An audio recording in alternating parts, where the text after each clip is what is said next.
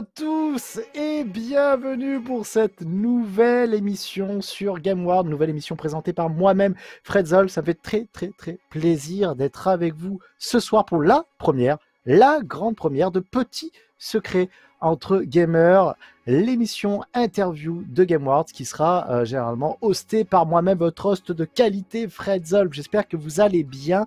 Comme je le disais, c'est la grande première, donc il ne faut pas se louper. Et qui dit grande première dit invité de qualité. Ce soir, vraiment, je vous ai déniché un pote, un ami, un youtubeur, mais surtout, ouais, je dirais vraiment un pote et vraiment un ami. C'est Benzaï. Benzaï qui va être avec nous d'ici quelques instants. Il est déjà là à côté, mais là, j'introduis un petit peu le personnage. Donc, Benzaï, vous le connaissez, youtubeur, streamer, doubleur, enfin comédien, doublage, si je puis me permettre, plusieurs casquettes pour cet homme-là, et on va en parler ce soir. Vous allez voir, le concept vraiment, c'est d'être là en mode chill. On est là vraiment avec moi, comme je lui disais il y a quelques instants, je ne veux pas parler à Benzaï, à proprement parler, moi je veux parler à Ben. Je veux savoir ce qu'il aime.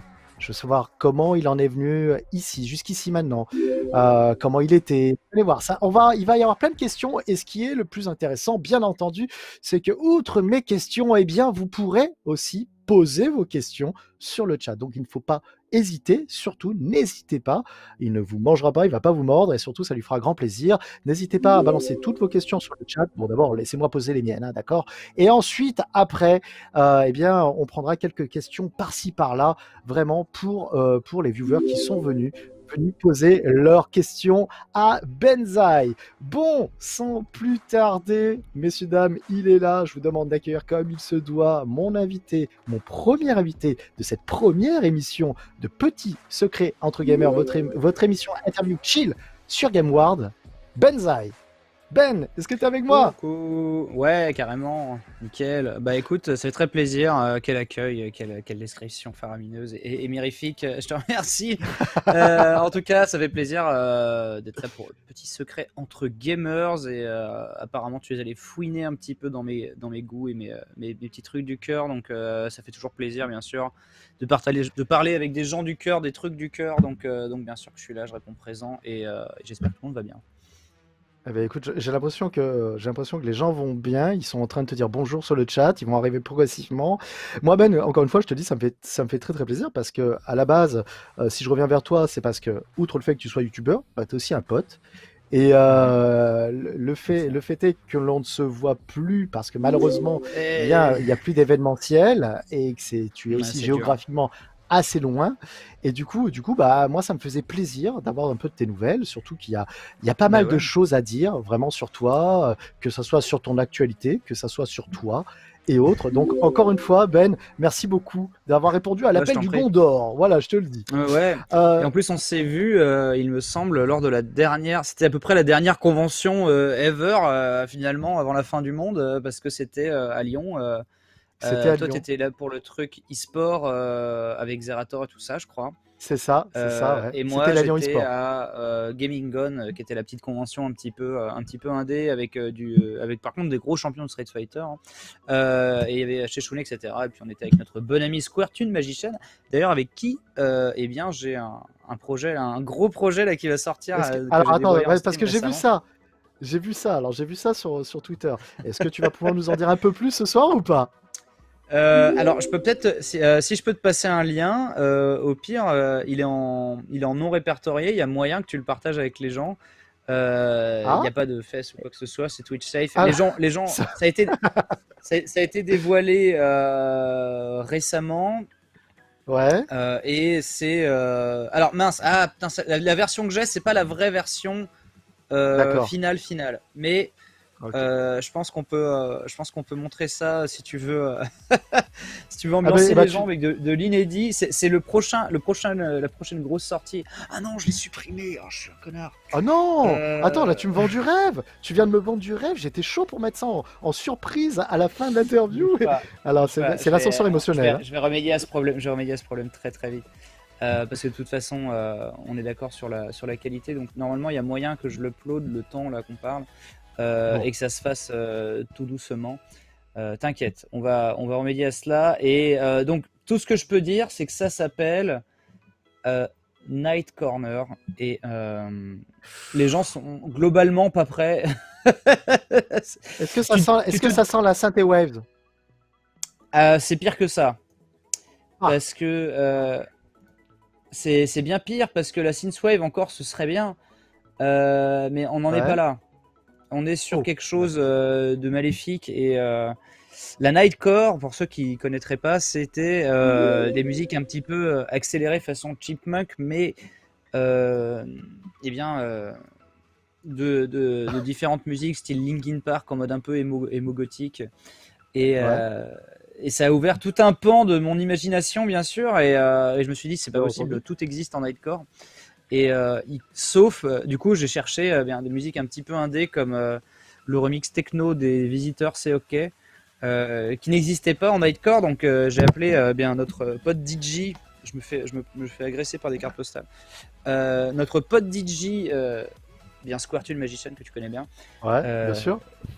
Je l'ai appelé à la rescousse, et il a fait des remixes absolument interdits en prévision de peut-être un jour le mixer dans un gros dans une grosse boîte de nuit au Japon, etc. Franchement, mais les gens ne sont pas prêts, et surtout tu n'es pas prêt pour voir la promo de cette compile de 11 titres remixés et encore jamais testés, jamais sortis dans la nature en Nightcore, à venir sur le Bandcamp de Squirtle Magician et sur Benzaï Live. Sur ma chaîne secondaire, il y aura un gros upload de l'album, et puis ensuite les tracks les unes après les autres. C'est interdit. C'est genre vraiment, ça ne devrait pas exister. C'est l'arche d'alliance. Ouais, c'est ce qu'a fait Squirtune de son premier confinement, et franchement, il a dépassé toutes mes espérances. Donc c'est une collaboration. C'est mais il est là. Voilà, regarde, il vient de rejoindre. Alors, mais oui, avant toute chose, il est forcément friand. Ah bah regarde, il est là. Je voulais juste dire, justement, je voulais remercier Seb, présent. Je voulais tous vous remercier, parce que figure-toi que j'ai pu voir Guillaume à 5K il y a quelques jours, quand j'étais sur Paris pour le grand festival gaming. Et du coup, j'ai pu récupérer mon coffret Blu-ray et ma bande originale de Hard Looters. Et je voulais juste vous dire un gros GG, puisque ça fait 2 jours que j'écoute la bande originale en boucle sur ma platine CD. C'est de la bombe. Hard Looter OST. On en parlera tout à l'heure, Ben, de Hard Looter, justement, parce que ça, c'est une partie très, très, très intéressante, et surtout assez récente de ton actualité. On va en parler. Comme je le disais en amont, on va parler aussi de plusieurs autres casquettes, notamment celle de comédien de doublage, parce que je remarque en ce moment, cette année, tu en fais de plus en plus. Partie, donc du coup ça, on va en parler aussi. Moi, je vais débuter un petit peu cette interview. Je voulais savoir un petit peu le Benjamin.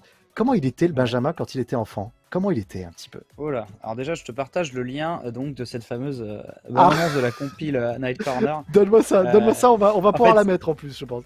Ouais, franchement, mais là à la fin, parce qu'après les gens auront trop de questions, et bien sûr. Mais personne n'est prêt, personne n'a jamais entendu ça.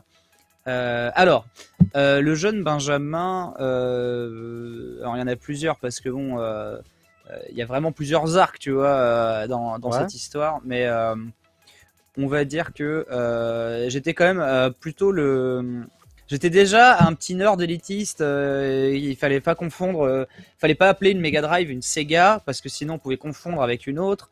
J'étais extrêmement chiant et pointilleux sur les jeux vidéo, et je n'avais que ça à la bouche. Donc on va dire mon métier était tout trouvé, même si je disais à tout le monde que je voulais faire vétérinaire, mais mon rêve c'était vraiment de devenir journaliste dans Player One à l'époque. Alors c'est vrai, tu voulais faire vétérinaire quand même ou pas, ou ouais, bien sûr.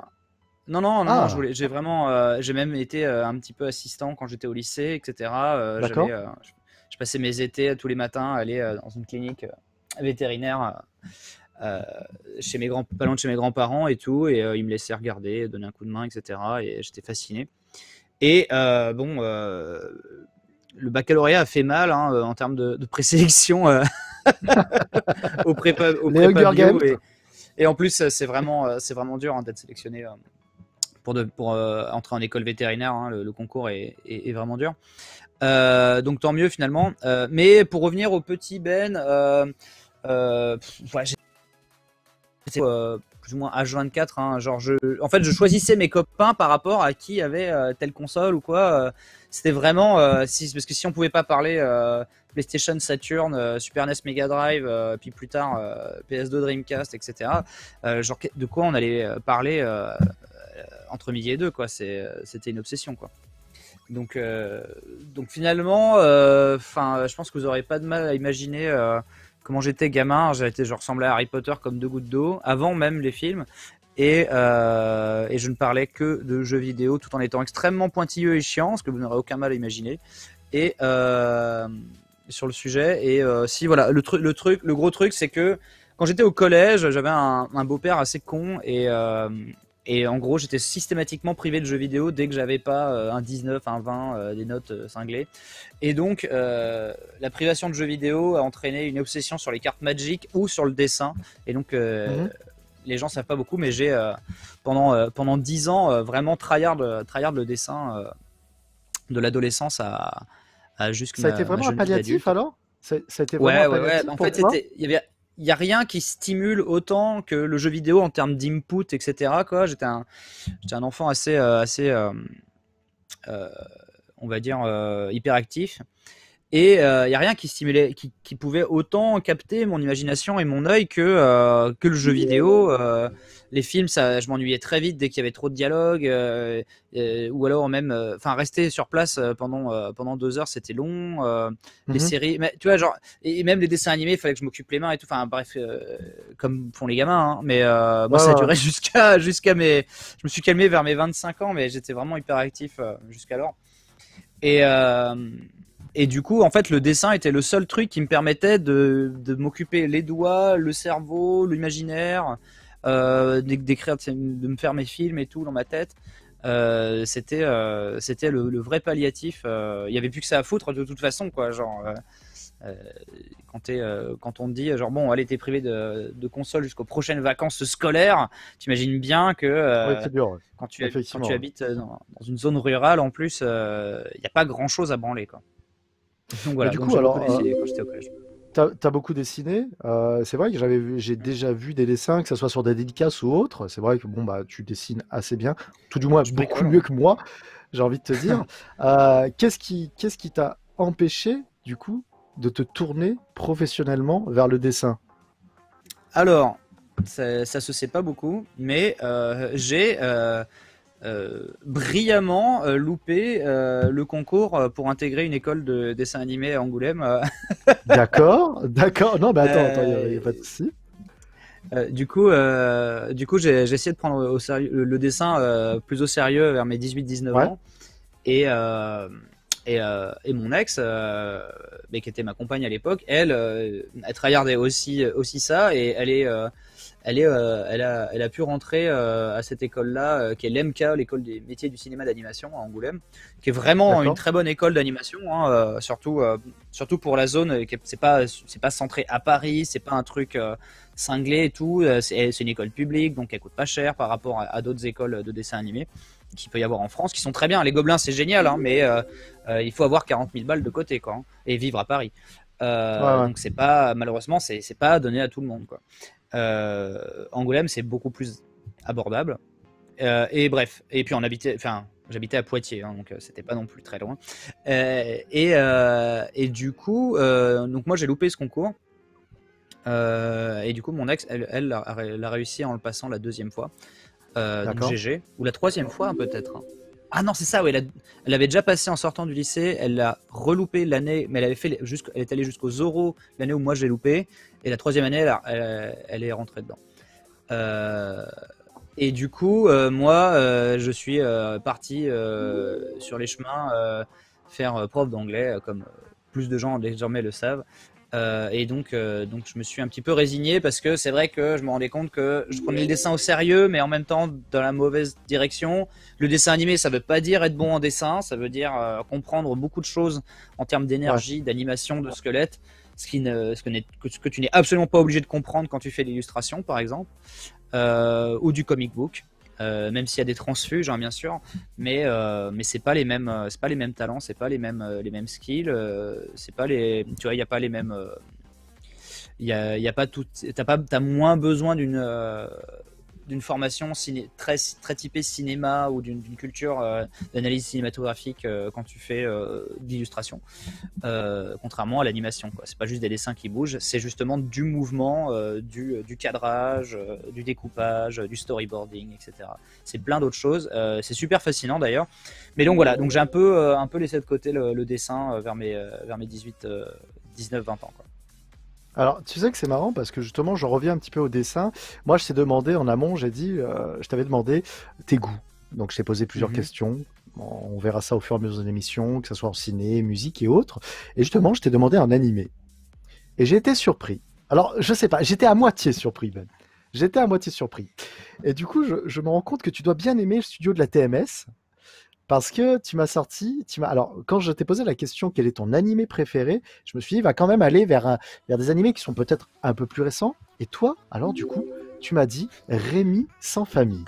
Alors, Ouais. alors non mais c'est bien. Alors on va mettre une image de Rémi sans famille parce que vous le savez avec Twitch ça devient de plus en plus compliqué de pouvoir mettre une vidéo ou autre. Donc on va vous poster peut-être pour les plus jeunes qui le regardent, voilà une vidéo de Rémi sans famille.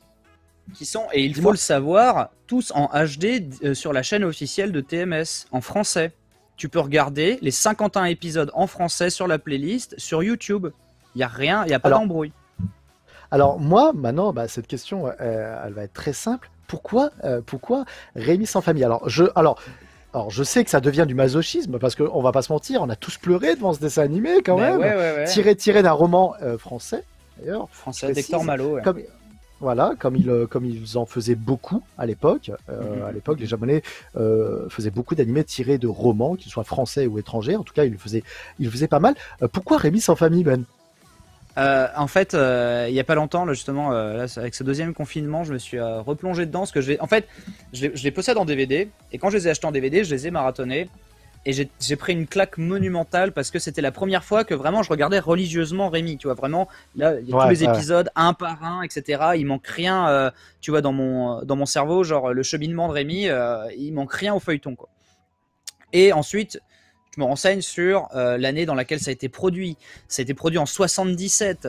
C'est-à-dire qu'en fait, c'est un dessin animé qui est extrêmement vieux et il a l'air d'avoir été produit 10 ans, 15 ans après, en fait. Oui, tellement dans les années 80, effectivement. Sa qualité d'animation est vraiment superbe. Il y a très peu de réutilisation. Il y a des parallaxes sur les nuages, les paysages de France qui sont vraiment très beaux. Alors que dans les années 70, une machine à parallaxe, c'était des gros trucs avec en fait des grosses plaques de verre avec une caméra au-dessus et qui faisait 7 mètres de haut. Et genre, c'est Disney qui avait breveté ça, mais genre, il y avait très peu de studios qui pouvaient se permettre d'avoir un tel truc. Et là, Rémi, tu lances le premier épisode, t'as genre des trucs avec des montagnes, des reflets, des lentilles sur la rivière et tout. Enfin, il y a vraiment une très belle. Le dessin animé est super bien produit, et même plus que beaucoup de films d'animation de l'époque. Et en fait, tu te rends compte que c'était vraiment une super production. Ouais. Et tu te rends compte que c'était vraiment une super production à l'époque, Rémi sans famille.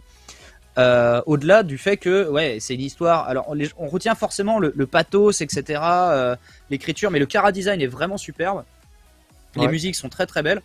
Alors la VF en plus, il y a des trucs assez rigolos, comme quoi en fait la VF qui fait le gamin qui fait la voix de Rémi, c'était un gamin qui faisait aussi un téléfilm Rémi sans famille.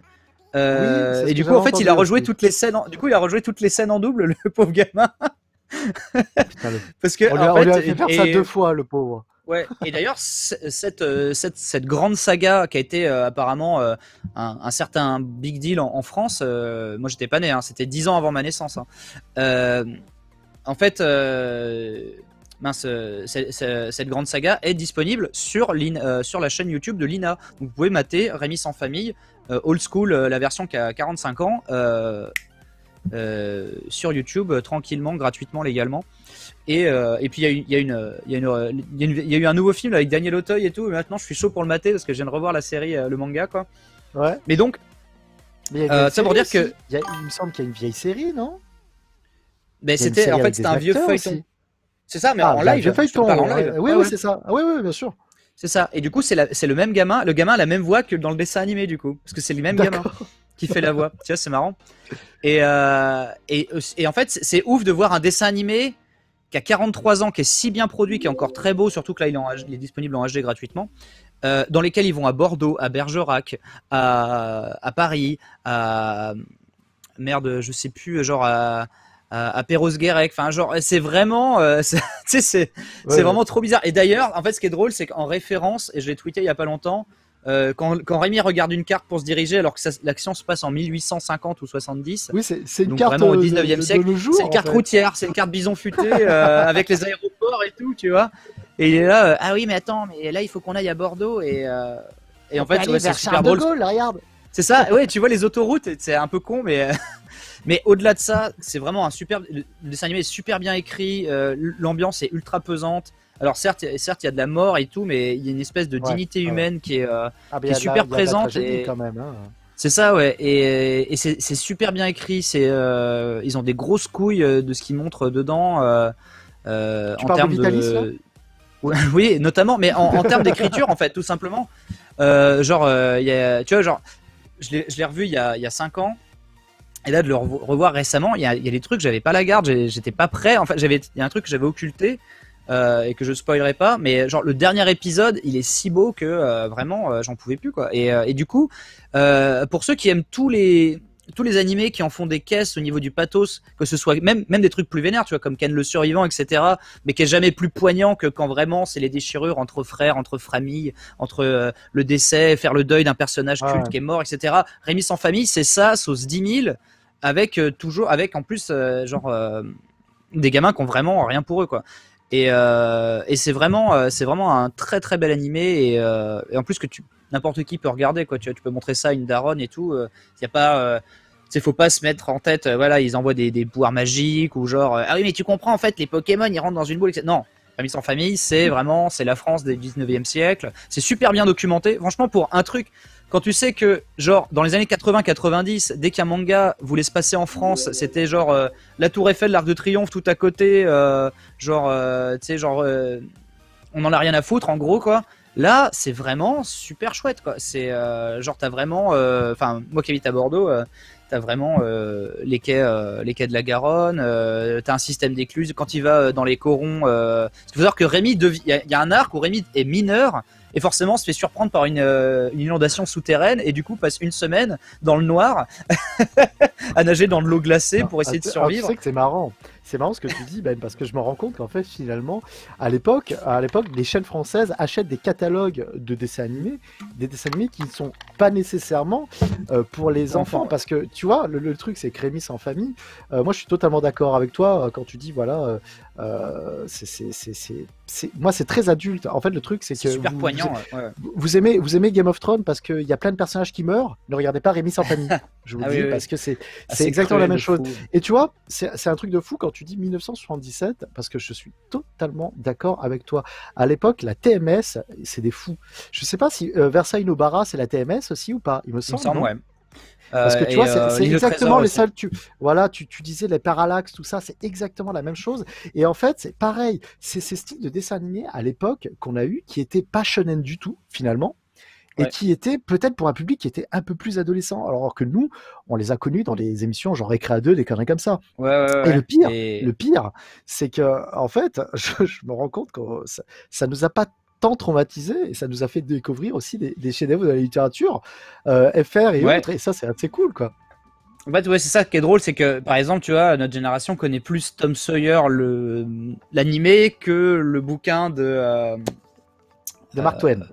De Mark Twain, merci. Alors j'ai fait littérature anglaise et j'ai réussi à buter sur Mark Twain. Mais tu vois, il y avait Huckleberry Finn, il y avait Nils Holgersson pour les romans allemands, il y a Heidi qui a été un vrai succès national au Japon. Quand vous allez à Tokyo aujourd'hui. C'est pas Miyazaki, non? Il n'y a pas Miyazaki qui a c'est Takahata, je crois, qui a bossé sur Heidi. Miyazaki a bossé par contre sur Sherlock Holmes, comme beaucoup de gens je pense, le savent. Mais si vous regardez la date de Rémi sans famille, 77. C'est à peu près l'époque où justement Miyazaki et Takahata bossent sur un film cinéma qui s'appelle Horus, Oui, le je crois que ça duo, s'appelle oui, juste je vois. Horus. Ouais. Ouais, Et, ouais. et Horus est super super fauché finalement comme production.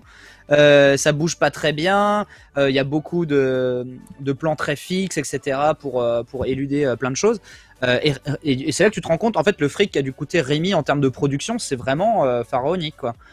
C'est 51 D'accord. épisodes qui sont vraiment produits comme beaucoup de films cinéma et même comme alors même si un an plus tard sortira le chef-d'œuvre français qui est les 12 travaux d'Astérix, mais sinon, enfin, enfin, tu sais, il y a une blague dans Les Inconnus où il dit genre, bon, si les Français savent pas dessiner, heureusement qu'il y a les Japonais, tu vois.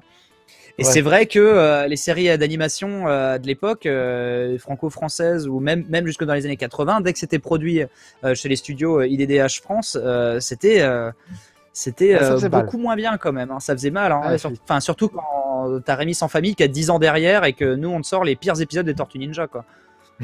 Qui sont signés par des Français, tu vois. Jean Chalopin, Ça si fait tu vrai. nous regardes, merci beaucoup. Ouais. Du coup, alors, du coup, donc, on sait maintenant que pour ton animé, du moment où tout le moins ton animé préféré, eh ben, on a Rémi sans famille. J'avais une question sur le chat qui me disait justement, on revient, avant de parler justement de ta carrière de professeur d'anglais, on revient sur le fait que tu es bon en dessin. À l'heure actuelle, on te connaît tous en tant que youtubeur gaming, en tant que streamer gaming. Ça t'a jamais intéressé de faire des streams dessins, comme ça se fait beaucoup maintenant en ce moment? Alors,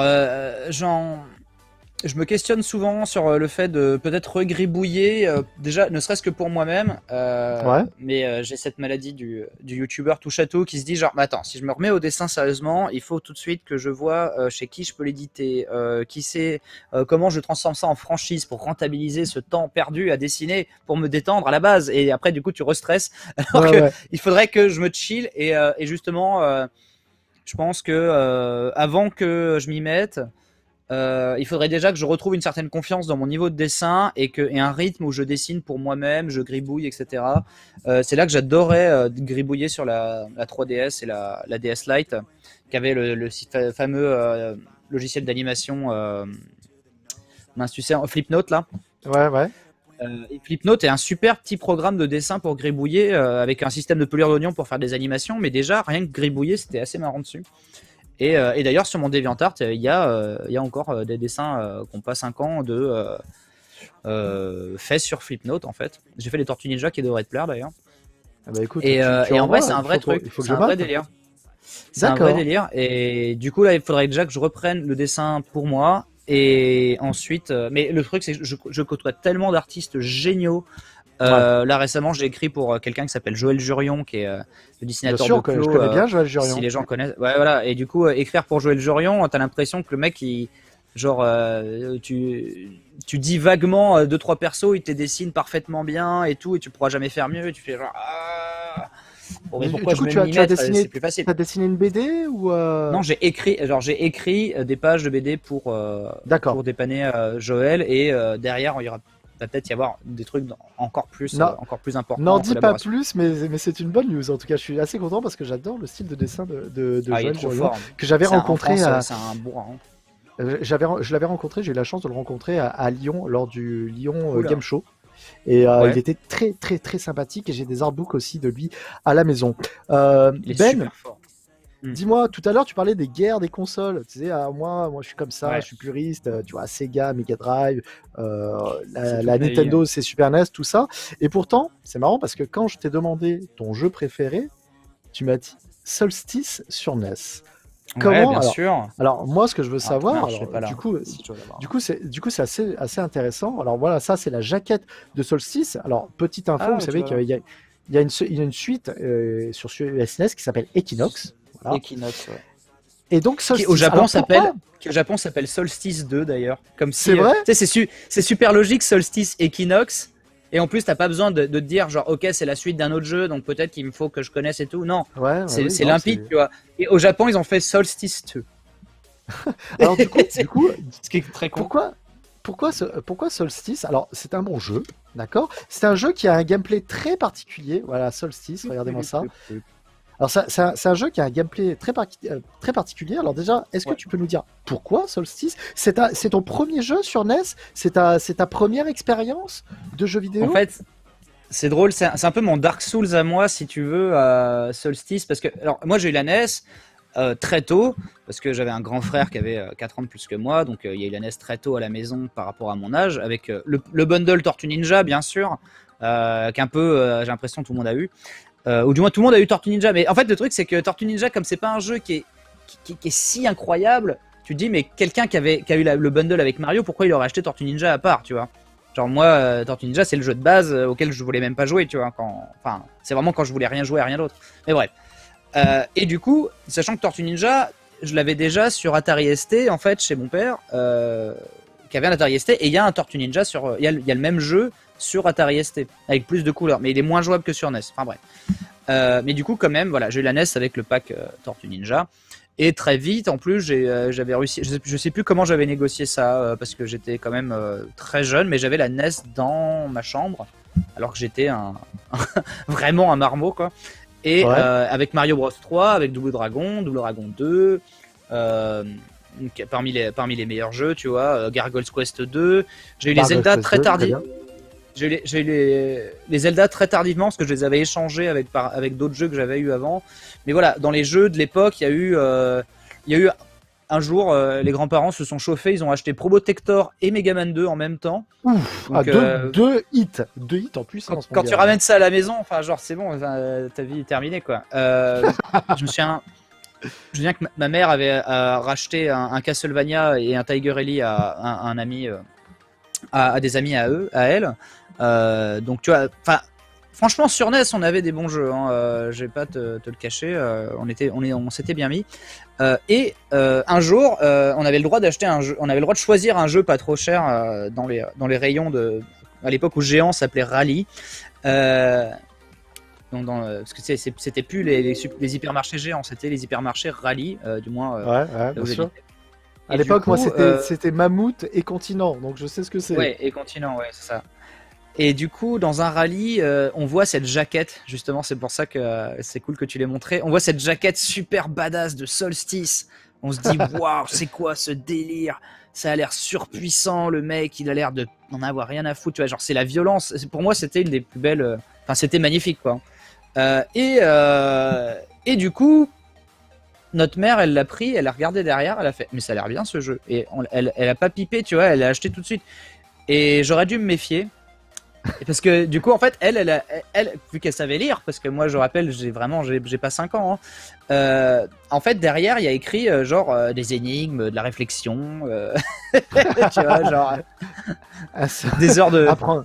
La lecture est obligatoire, merde. Oui, c'est ça. Et c'est presque ça, quoi. Et du coup, moi, je rentre, je me souviens, je trépigne d'impatience qu'on ouvre la porte de la cuisine pour rentrer, pour aller se foutre sur la NES et tout. Et quand le jeu se lance, alors c'est un jeu qui est plutôt beau, qui est plutôt fluide. L'intro est plutôt classe avec des écrans fixes, etc. La musique a tue, signé Tim Follins. Et voilà, la petite douche froide, c'est que c'est un jeu de plateforme en 3D isométrique, donc en vue de dessus, quoi. En vue de 3/4, assez complexe à appréhender avec la manette parce que du coup elle n'est pas vraiment faite pour ça, tu vois, donc du coup il faut penser que gauche c'est en biais, tu vois, bas c'est il descend enfin il faut mapper un peu la 3D dans sa tête. Il y a un système de potions super bizarre où tu as déjà ton stock de potions, t'en as une qui te rend invincible, une qui te rend invisible, une qui te rend intouchable, une qui tue les ennemis à l'écran. T'as une espèce de gravité chelou avec une physique des objets que tu peux prendre et reprendre en même temps que tu sautes. C'est super dur. Il y a une seule map de château à explorer et il faut plus ou moins la prendre par cœur ou essayer mourir à l'infini, etc. Du coup, un jeu imbitable pour un enfant. C'est vraiment rude. C'est vraiment rude, Solstice, surtout quand t'es un gamin. Mais par contre, tu peux tester les trucs. Foutre le bordel avec les potions, aller à droite ou à gauche au début, et du coup tu peux un peu explorer. Donc c'était quand même un jeu, il y avait un côté bac à sable, et un côté, même si tu progressais pas et que tu finissais pas le jeu, tu pouvais apprendre de nouvelles choses. Par exemple, ah ok d'accord, cette pièce-là, en fait, il y a des endroits, il y a des plateformes invisibles ici et ici et ici, donc je me remourrai pas quand j'y passerai. Mais il y avait vraiment un côté Dark Souls, hein, il y a le gros trial and error du par cœur absolu. À l'époque, quand on avait enfin récupéré un game, enfin déjà je ne l'ai fini qu'avec à l'époque sur ma NES avec le Game Genie. Ah tu l'as fini quand même. Tu l'as fini avec quand même. Avec le Game Avec le Genie, Game en Genie. Ok, c'est-à-dire très bien. en trichant avec des sauts anti-gravité, Ouh. l'invincibilité et voilà, avec un personnage qui se mettait à voler tout simplement. Et là, j'ai réussi à le finir. Et avec la carte, tu vois, déjà je trichais, mais en plus j'avais la solution. Ouais. Parce que ça me Écoute, paraissait impossible de le finir avec 3-4 vies. Et je l'ai enfin fini en live à l'âge de 30 ans.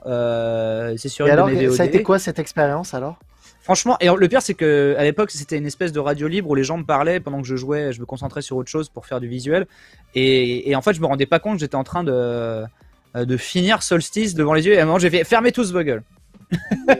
Là il me manque un bout de sceptre et tout. Et donc c'est un jeu qui m'a littéralement pris 30 ans, mais qui m'a toujours habité. Genre dès qu'on repensait à la NES, tu vois, Ouais. il y avait toujours ce truc, cette espèce de running gag, que ce soit avec ma mère, que ce soit avec mon frère et tout, de Solstice quoi. Genre la musique entêtante, le personnage qui meurt quand il fait super énervant, et le côté un peu impossible, un peu imbitable du jeu. Si bien que Alors. dis-toi que ma mère, elle s'en souvenait très très bien quand j'ai acheté la Saturn et qu'elle a vu avec un jeu de shoot qui s'appelait Exhumed, qui était un peu Duke Nukem en Égypte, mais qui était encore mieux que ça. Et en fait, elle était déçue quand elle a vu le jeu parce qu'elle a fait genre, mais moi je pensais que ce serait un peu comme Solstice en fait, quand ils ont dit qu'il y aurait des énigmes dans les pyramides et tout quoi. J'ai fait non, il y a des mitrailleuses. Mais du coup, alors moi, j'ai vu que tu possédais ça m'a tapé, j'ai vu que tu possédais la cartouche. Est-ce que ça Ouais. t'intéresse la boîte? Parce que je pourrais te faire un petit cadeau. Il me semble que je possède la boîte du jeu. Ah putain, là tu ferais plaisir parce que alors en fait moi je possède la boîte je l'ai rachetée en japonais. Ouais, ouais. Parce que la jaquette japonaise est assez inédite et dedans il y a un poster en plus et tout. Et du coup je l'ai encadré. Donc si tu veux, j'ai mon petit display, quoi. Je vais pas te vendre du rêve. Je vais le chercher dans ma collection. Il me semble que je le possède. Et si je le possède, eh bien, je t'envoie une photo demain et je te le mets de côté. Ça sera pour toi. Ça sera avec grand plaisir. Oh putain, ce serait trop gentil quoi. Mais tu sais, genre. Donc, vous êtes témoins. Vous êtes témoins, les amis. Si Ah, c'est si gentil. j'ai encore le jeu, enfin, si j'ai encore c'était la boîte. le jeu avec la boîte et la notice, écoute, je te l'envoie avec grand plaisir. Ah, ce serait chou, ma Euh, poule. Bah, avec grand plaisir. Du coup, je passe un petit peu, je reviens un petit peu sur toi, sur ta vie et autres. On Ouais. sait donc ton béguin pour le dessin. Tu nous as parlé de prof d'anglais. Est-ce que on peut revenir sur cette période de ta vie? Ouais, bah, en fait. Et tes débuts, alors justement, tes débuts dans le YouTube Game, alors. C'est ça. J'ai fait tout ce qui. D'ailleurs, hein, le dessin s'éteint plus ou moins avec la vidéo. Il n'y a pas de secret. Les deux prennent tellement de temps. En fait, j'ai fait ce que tout bon élève ferait après une terminale scientifique option maths, c'est-à-dire aller en fac de lettres et en fac de langue. Et du coup, j'ai fait ma petite licence LLCE anglais avec un parcours français langue étrangère pour apprendre le français à l'étranger. Et en fait, à l'époque, avant de passer le CAPES, il fallait au moins justifier d'un an passé à l'étranger, tout simplement. Du coup, donc, tu fais ta fameuse année de lectorat où tu t'enseignes, t'es un peu supervisé, mais en gros, t'enseignes un petit peu dans les lycées, etc., dans les collèges.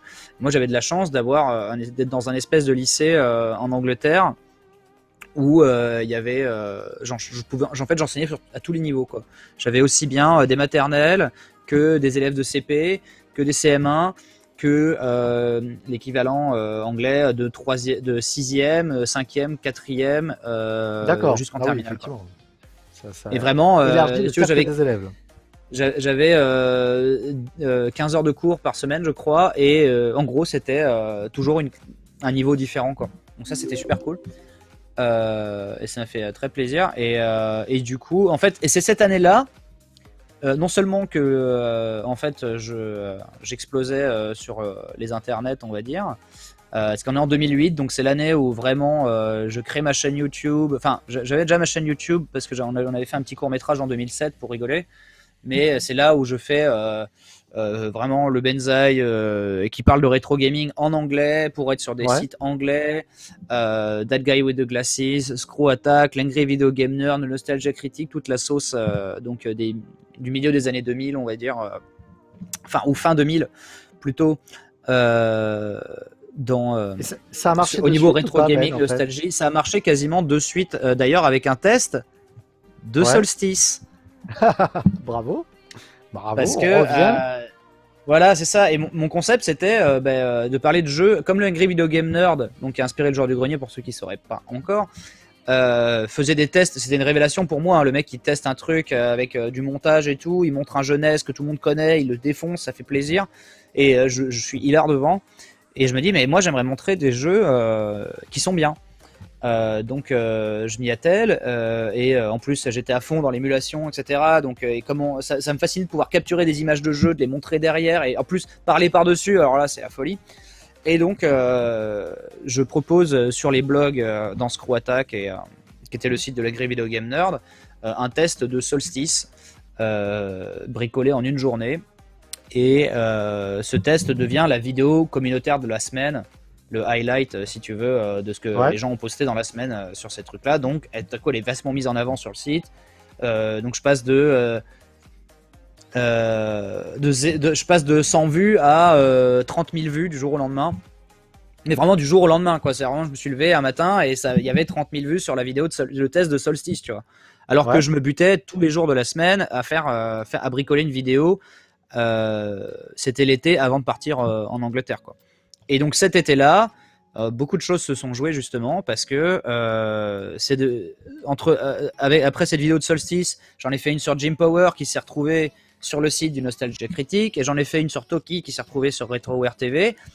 Et finalement, le Nostalgia Critique ouvrait son propre site et disait bon on aimerait feature des mecs régulièrement, quoi.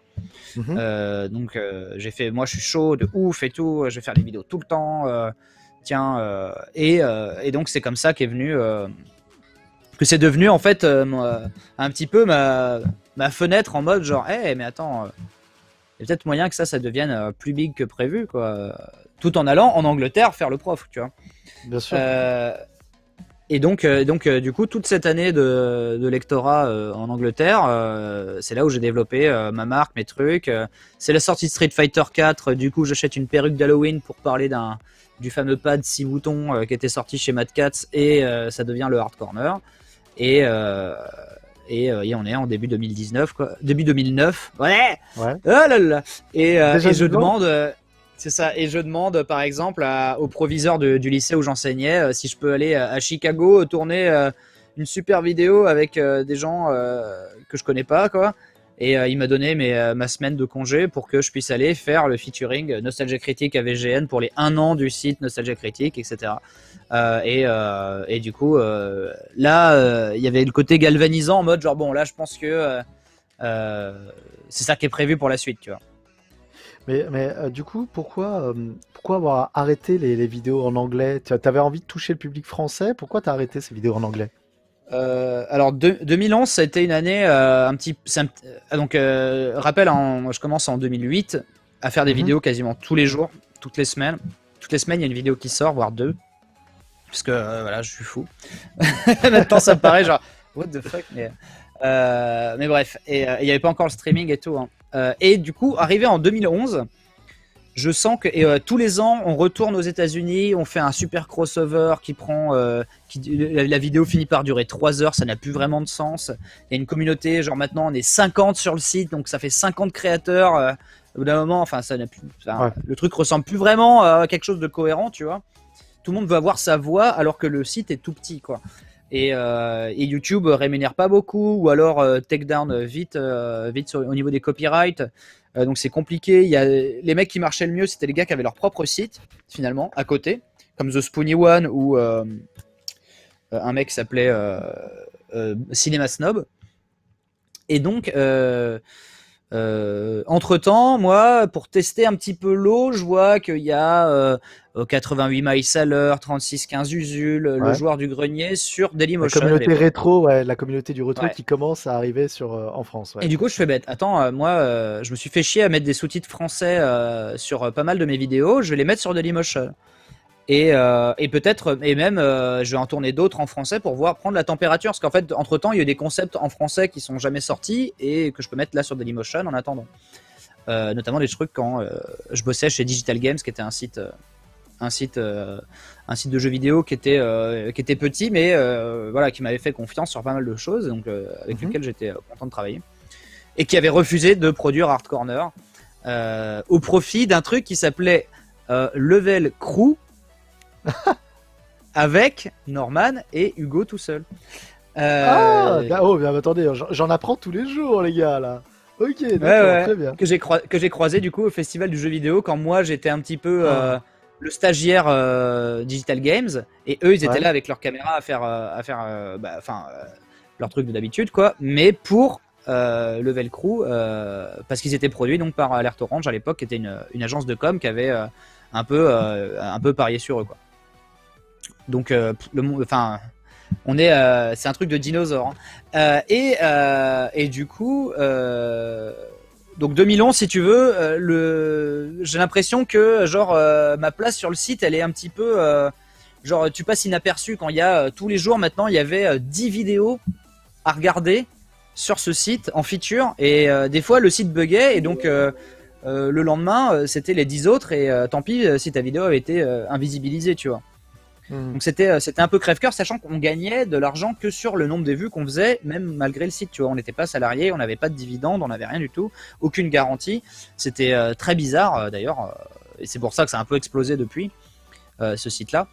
Et du coup, c'était un peu crève-cœur. Donc moi, qui vois un petit peu l'appétence des gens sur Dailymotion pour ce genre de vidéos, le fait que ce que je fais reste à peu près unique dans le paysage francophone, et le succès du joueur du grenier, avec qui j'ai pris contact très très tôt. D'ailleurs, c'est pour ça qu'on me voit dans la vidéo Dragon Ball à l'époque, hein, du JDG, qui est super vieille maintenant. Je me dis, écoute, maintenant là, j'ai une série de sketchs que j'ai envie de faire, les jeux en 5 secondes. Je vais aussi les tourner en français parce que c'est tout petit. Donc je vais faire les mêmes plans, je vais les faire en anglais et en français, et je vais les mettre sur une nouvelle chaîne YouTube en français pour voir si les gens regardent. Et puis comme ça me fera une porte d'entrée, et puis quand j'irai en convention, donc c'est ce qui a été le cas en 2011, je suis allé au TGS 2011 où j'ai rencontré le joueur du grenier, Bob Lennon, François Descraques du Visiteur du Futur, et Alex Pilote, le directeur des programmes de chez No Life, en lui disant, moi j'adore France 5, j'adore les Bitoman, etc. J'aimerais trop vous proposer un truc qui passerait sur No Life. Ça fait 5 ans que je fais de la vidéo maintenant et tout. Je suis chaud bouillant. Et du coup, il m'a dit, écoute, pas de problème. Si t'as un truc en début d'année, moi je veux bien regarder et tout. Parce qu'il diffusait déjà Noob, comme tu le sais, je pense. Oui, je pense que m'en tu es au rappelle. courant. On est des vieux de la vieille tous les deux, je m'en rappelle, effectivement. Je pense que tu es au courant qu'à l'époque c'était Noob, un petit peu l'exemple de genre la web série inspirée d'ailleurs, et parce qu'Alex Pilote était le pape de la web série, ou enfin du moins le pionnier de la web série française, hein, avec les Bitoman et avec France 5, que moi je regardais en boucle quand j'étais au lycée. Et du coup, c'est début 2012 que je rachète une caméra pour vraiment être plus au top, parce que au secours les autres vidéos, elles sont dans un état pas possible. Et je rachète une caméra pour être au top, et je me dis là il me faut un concept béton pour No Life. Mon personnage préféré dans tous ceux que j'ai écumé en anglais, ça reste le Hard Corner, parce que je sais qu'il peut parler à peu près tout seul, tu vois, genre je mets la perruque et ça sort un peu tout seul, quoi, et il peut se permettre plein de choses. Mais en même temps, j'aimerais un truc. Mon premier court-métrage d'ailleurs de 2007 est vachement inspiré de Clerks de Kevin Smith, qui est donc une ambiance noir et blanc, feutrée, avec juste des mecs qui disent de la merde derrière un comptoir. Et je voulais cette ambiance-là, cette vibe-là dans le Hard Corner, avec le personnage du Hard Corner. Et c'est Dr Lacave d'ailleurs, qui était sur No Life à l'époque. Et Dr Lacave, que j'ai rencontré à Niort, qui m'a dit tu devrais faire. Et d'ailleurs, c'est toujours un big up éternel à ce monsieur pour qui D'ailleurs, je fais un gros bisou à Kevin, justement, et qui est de Poitiers aussi. Donc, je lui fais un gros bisou. Ouais. Et qu'est-ce que je veux dire? Et d'ailleurs, j'écris encore le Hard Corner, et fait le courrier des lecteurs dans son magazine Rétro vers le futur. Il faut le savoir. C'est vrai, effectivement. Il y a de l'inédit dedans, quoi. Et on se marre bien d'ailleurs sur cette rubrique. Et du coup, il m'a dit tu devrais proposer à No Life le mec du Hard Corner qui a son magasin de jeux. Et du coup, c'est ça que j'ai potassé dans mon appart à Angoulême. Et au bout du 3e épisode, il a quand même fallu 3-4 épisodes pour que No Life dise ok, ça c'est cool, on le diffuse.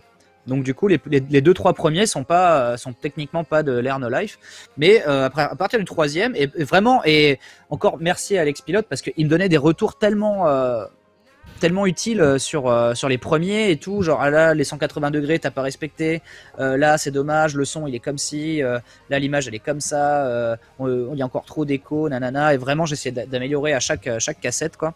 Et finalement il a fait bah écoute c'est cool, on t'achète une saison, si tu peux nous en faire un toutes les 2 semaines.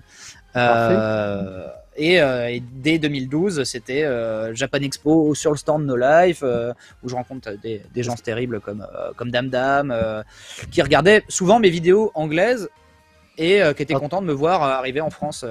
Tu sais que j'ai un petit truc par rapport à Dam Dam. Alors personne ne le sait, mais vous savez que j'ai fait mon premier voyage au Japon avec lui. Ah ouais? Oui, j'ai fait mon premier voyage au Japon avec lui. Ça date de très longtemps. Il n'était même pas sur No Life. Il n'était pas du tout connu. C'était un gars lambda comme moi en fait. C'était bien avant Noob. Ah oui, c'était. Je vous parle de ça. Il y a. Attends, j'ai quel âge?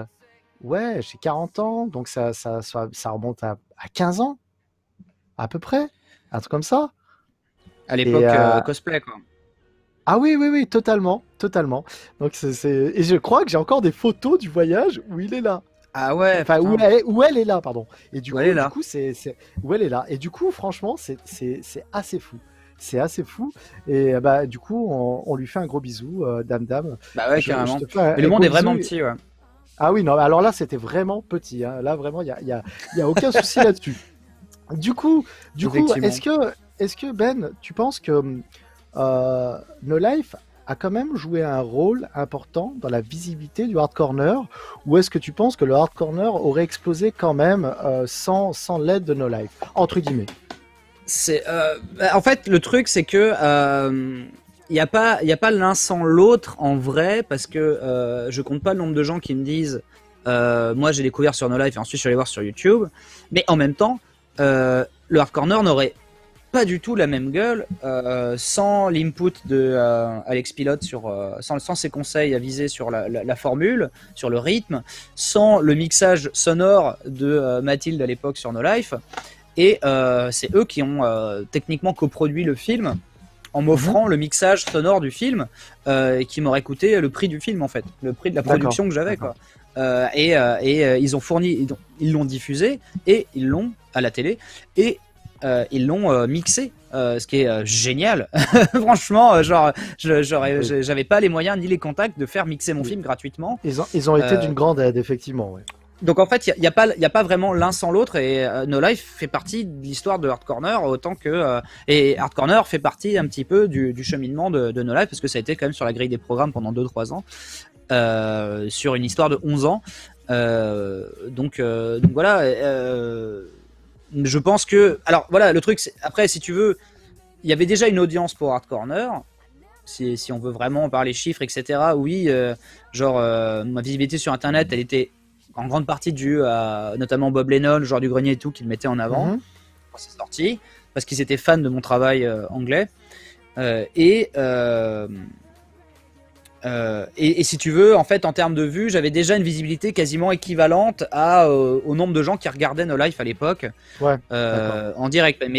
Mais en même temps, tu vois, le public sur No Life, c'était dur de le jauger, parce que il y avait tous les problèmes de médiamétrie, etc., d'évaluation de l'audience.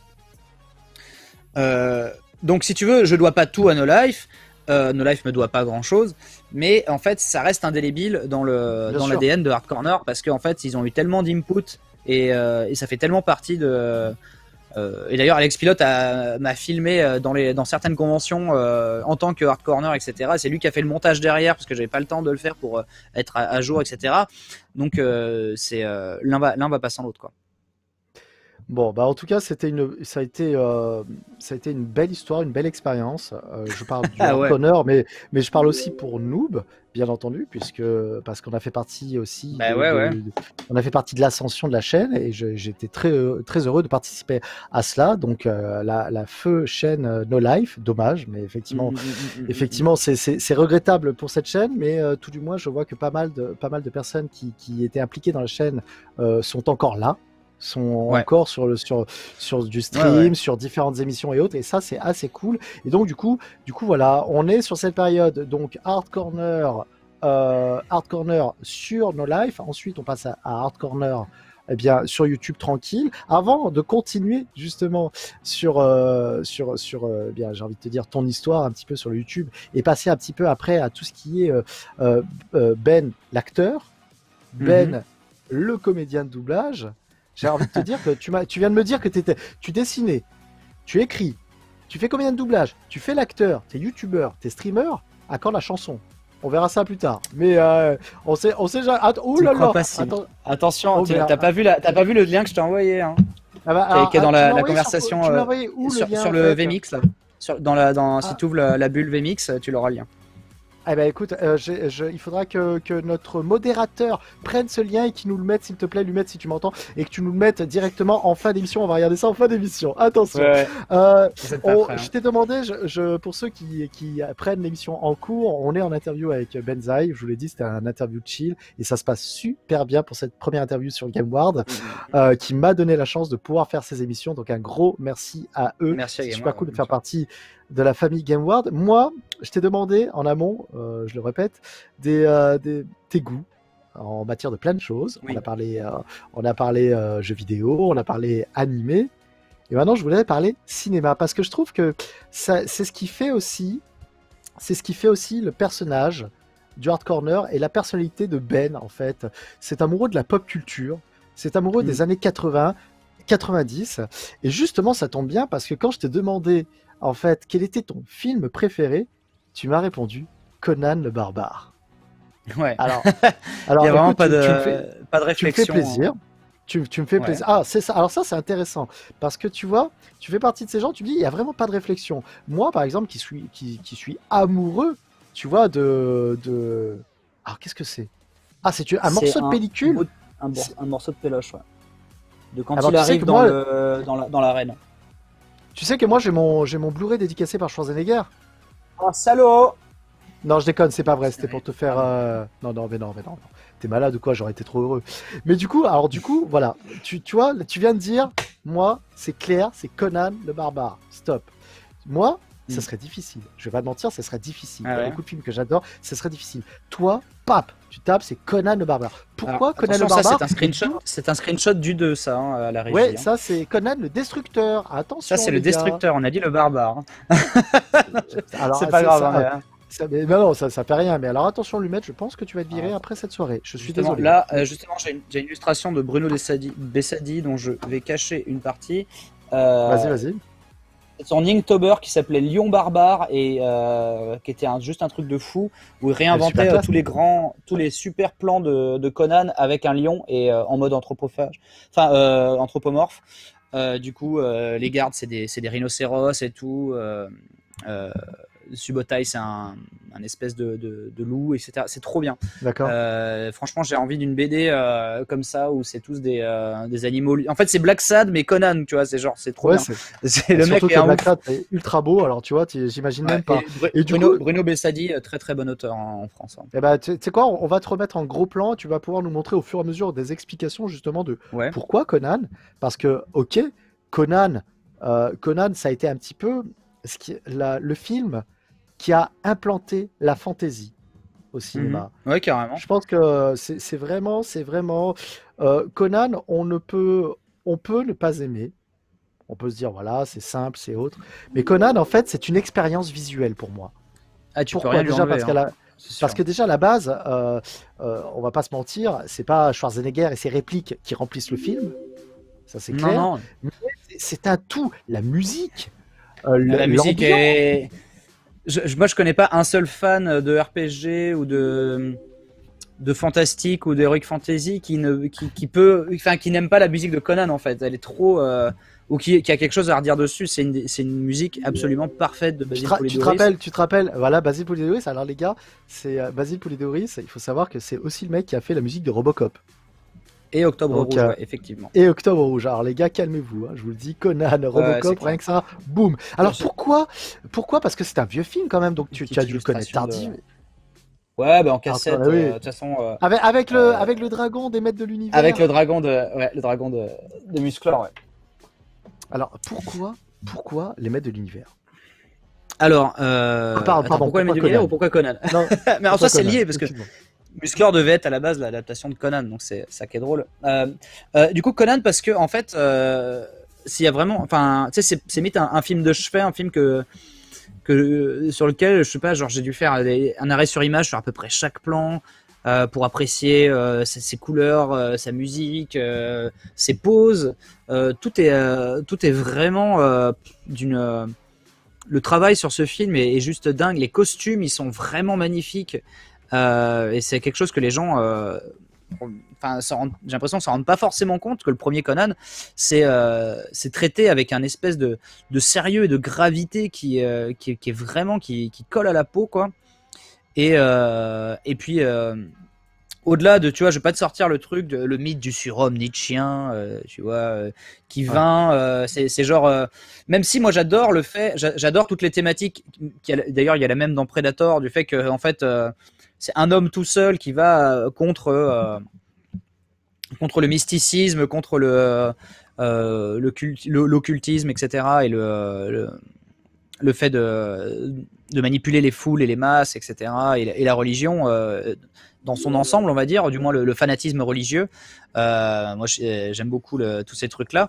Mais c'est que le film, en fait, est d'une espèce de pureté virginale dans ses plans qui sont tous magnifiques. Il n'y a pas un décor qui chie. En fait, tu peux le regarder comme un film, tu peux le regarder comme un opéra, tu peux le regarder comme un clip de 1h30, tu peux le regarder comme un espèce de James Bond à la préhistoire. Ça fonctionne sur tous ces aspects. Tu peux le regarder comme une espèce de café philo, notamment avec le personnage de Tulsa Doom joué par James Earl Jones. Et et tu peux le regarder. De Dark Vador. Ouais, et tu peux même juste le regarder pour kiffer les costumes, les visuels, les paysages naturels d'Espagne. C'est vraiment la tuerie absolue, quoi. Et ou tu peux le regarder comme si c'était une campagne Donjons et Dragons filmée, et c'est pareil, ça reste encore le meilleur film du genre, quoi. Et du coup, et surtout à quel point le film était pas du tout dans son appuie pas du tout son côté cartoonesque, guignolesque. C'est pour les gens qui jouent au RPG, donc on fait de la merde, tu vois, ou c'est pour les gens qui lisent des romans de gare comme Conan était, ou qui lisent des BD, donc on fait un truc un peu à la con. C'est traité avec un espèce de sérieux absolu et de déférence même envers ce qui est censé être le propos de Conan. C'est écrit et réalisé par John Milius, qui est quand même le scénariste d'Apocalypse Now, et qui avait un sens aussi très millimétré de ce à quoi ça doit ressembler. Pourquoi le casting, c'est pareil, ils ont pris d'abord des athlètes avant de prendre des acteurs. Donc certes, leur intention de jeu, ils en font pas forcément des caisses, ou leurs voix sont pas très justes, mais comme ils ont tous des accents qui en plus marquent le multiculturalisme qui est présent dans l'œuvre de l'auteur original de Cohen, qui est Howard, t'as ça, et surtout t'as leur physicalité qui se voit dans leurs traits de visage, quoi. La femme celle qui joue Valeria dans Conan, c'est un canon de beauté que t'as pas revu beaucoup dans les années 80 et 90, parce que ils ont pris une gymnaste qui avait vraiment des biceps, qui avait vraiment un corps élancé, qui avait pas des seins refaits ou quoi que ce soit. Et t'as une scène d'amour qui est vraiment pas du tout racoleuse ou quoi que ce soit. Non, c'est du lourd, hein, Conan. C'est vraiment, franchement, on peut pas recommander plus Conan à qui que ce soit qui aime un peu l'art visuel, tout simplement. Même si, voilà, en fait, suivant la personne avec qui je vais essayer d'introduire Conan, je vais prendre un axe différent. Tu peux le regarder comme un opéra, tu peux le regarder comme une BO, un clip géant, et ça fonctionne très bien parce qu'en fait la musique parle presque plus que les personnages, quoi. Et elle est vraiment fantastique et très bien mise en avant. Et du coup, ça t'a donné envie de découvrir les romans et les comics? Ouais, alors les comics d'ailleurs qui sont assez cool dans leur édition noir et blanc, parce que c'est très verbeux, c'est très littéraire. Ce qui est le bouquin d'ailleurs, que j'ai pas fini de lire mon recueil, mais je m'y suis attelé quand même. Mais les BD sont vraiment fantastiques, et surtout quand tu penses à l'époque où ça a été écrit, tu te rends compte qu'il y a une vraie mise en scène du surréalisme, tu vois, genre, il n'y a pas la télé, il n'y a pas les feuilletons, il n'y a pas les effets spéciaux, il n'y a pas After Effects, et le mec te décrit des scènes où le gars, il a une vision, où en fait, il y a un vieux sage qui lui donne une épée, puis après, quand il se réveille dans son lit, il a l'épée dans son lit, tu vois, et ça stimule l'imaginaire de ouf. Et en plus, comme j'adore, c'est que le lore, comme dans beaucoup d'œuvres, que ce soit Tolkien, que ce soit Harry Potter, etc., le lore de Conan est incrusté dans le réel en fait. Genre il t'explique vraiment que l'Aquilonie c'est devenu tel continent plus tard après un espèce de grand tremblement de terre. Les Écossais c'est tel peuple. C'est pour ça que ceux qui étaient chez Seth c'est devenu les Égyptiens, etc., etc. quoi. Mais du coup, alors, moi c'est marrant parce que je trouve que Conan, c'est mon avis, je trouve que Conan, en fait, a intronisé en termes de roman l'heroic fantasy, là où Tolkien avait créé la fantasy avec le Seigneur des Anneaux. Je sais pas si... Alors, il y a, si tu veux, en anglais, on parle de sword and sorcery pour Conan plus que d'heroic fantasy quand il s'agit de Tolkien. Il y a pas longtemps, j'ai pu lire que Tolkien en fait aimait beaucoup Conan comme œuvre de base. Faut savoir que Conan aussi, ça se passe dans le même lore que Cthulhu. Parce que c'était publié c'était publié par le même éditeur que Lovecraft, et donc en fait il y a vraiment des transfuges entre les univers. Donc il y a vraiment des créatures qui viennent de l'univers de Cthulhu dans Conan, et c'est acté, et c'est lore friendly, tu vois. Ce qui est vraiment fou, tu vois, parce que c'est-à-dire que si tu pourrais faire un film de Cthulhu aujourd'hui, où à un moment le mec, tu vois, arrive dans un portail et croise Conan en train de tuer des démons, tu vois, ce serait vraiment fou. Mais ce serait legit en fait, ce serait fou. Et ça veut dire que par contre, ce qui est sûr, c'est que Conan, quand il arrive avec ses grosses bottes dans les années 80, pose les bases d'une esthétique qui, on va mettre 20 ans à s'en remettre de à quoi ça doit ressembler un barbare, à quoi ça doit ressembler Musclor, Golden Axe, genre à quoi ça, enfin et aujourd'hui encore en fait on bouffe de la sword and sorcery, et même Berserk, la première scène quand tu achètes le premier volume de Berserk et que tu ouvres la première page, c'est une référence à Conan, quasiment plan pour plan. Et ben tu sais quoi, je vais rebondir là-dessus.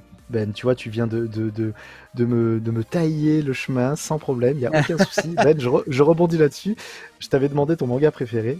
Tu m'as dit Berserk. Donc Berserk de Kentaro Miura. Donc Berserk, le manga par excellence de la Dark Fantasy. Ouais. Pour moi, c'est de la Dark Fantasy. Là, vous avez, vous avez donc une image qui représente donc Guts.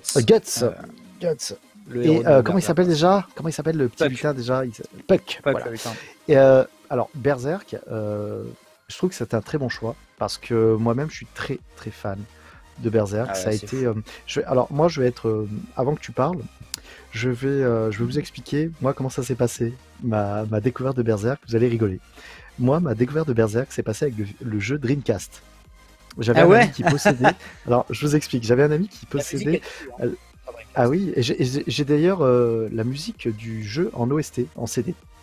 Trop bien. Parce que c'est le même compositeur que la série, la première série, dans les années 90. Et du coup, en fait, j'ai connu Berserk parce que j'ai joué au jeu sur une Dreamcast japonaise, j'avais adoré le jeu, et là, mon pote me dit, mais gars, tu sais qu'il y a genre 16-17 volumes du manga au Japon. Je fais, mais attends, mais c'est tiré d'un manga? Il fait, mais oui. Et là, il me présente sa collection de mangas en Jap. Et là, vous me croyez ou non, j'étais obligé de me les acheter en Jap parce que je me suis dit, alors non. Je les ai achetés bien plus tard parce qu'ensuite, il me dit, il y a aussi une série. Et là, je fais, non, c'est pas possible. Du coup, je mate la série, comme tout le monde. Et là, c'est le choc. C'est le choc ultime, les mecs. Parce que je regarde la série. Écoutez-moi, je regarde la série et c'est la première fois de ma vie que je tombais des nues, que je me disais, mais c'est pas possible. On peut pas s'arrêter comme ça. C'est impossible. Et du coup, mon pote me dit, bah écoute, ça tombe bien parce qu'il y a un manga au Japon. Je suis, mais non, mais il y a la suite. Il y a une suite. Il me fait, ben oui, en fait, on voit ce qui se passe après. J'étais obligé d'acheter le manga en japonais pour savoir ce qui se passait après. Ça a été une découverte. Pour ne pas avoir à faire le deuil de Berserk après la série, je comprends tout à fait. Et donc, du coup, pour toi, alors, Ben je comprends tout à fait. Alors, Berserk, en fait, ce qui est drôle, c'est que c'est plus tard que je me suis rendu compte que j'avais déjà vu ces visuels-là quand, alors ça s'appelait pas Kamea, mais il y a un obscur éditeur français qui est mort-né, qui avait publié le premier volume de Berserk en grand format, Oui. en français, en centre de lecture français, et qui est mort direct, quoi, en gros. Mais du coup, à un moment, quelqu'un a tenté de faire genre, regardez, lisez cette connerie.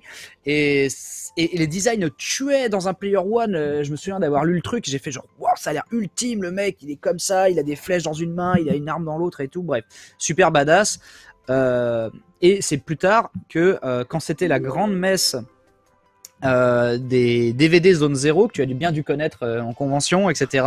Oui. Où genre, on va au festival de la BD d'Angoulême et il y a des stands qui vendent des DVD pirates chinois à tire-larigot. Il y a toutes les... Enfin, mais par contre, à un prix imbattable. C'est-à-dire que tu avais Escaflowne pour 20 euros, tu repartais avec le coffret, tu avais tout Escaflowne, tu avais tout Cowboy Bebop.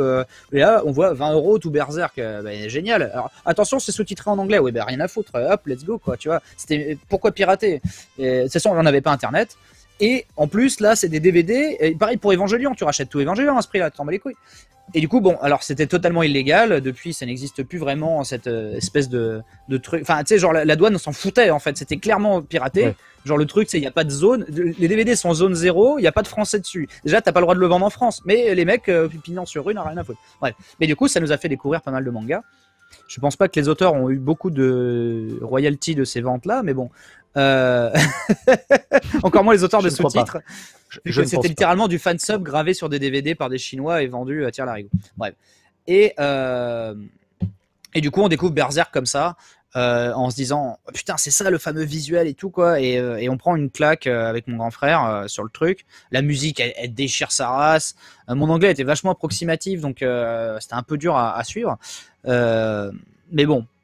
On continue l'aventure. Ensuite, on voit qu'il y a un jeu PS2 qui sort, qui fait suite à la série, parce qu'en fait, en manga, il y a la suite. Et c'était à l'époque, tu sais, où Berserk, en manga, donc je vous ai parlé de ce première édition, mais ensuite, il y a eu Dynamic Vision, qui faisait les DVD de Berserk en français, qui a enfin édité le DVD en français, qui sort le manga en sens de lecture française. Et à partir après le volume 7, fini. Terminé, il n'y a plus d'éditeur.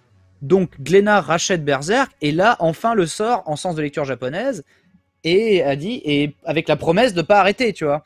Et donc là enfin tu pouvais racheter tout Berserk déjà, ce qui est quand même relou, et enfin continuer l'aventure.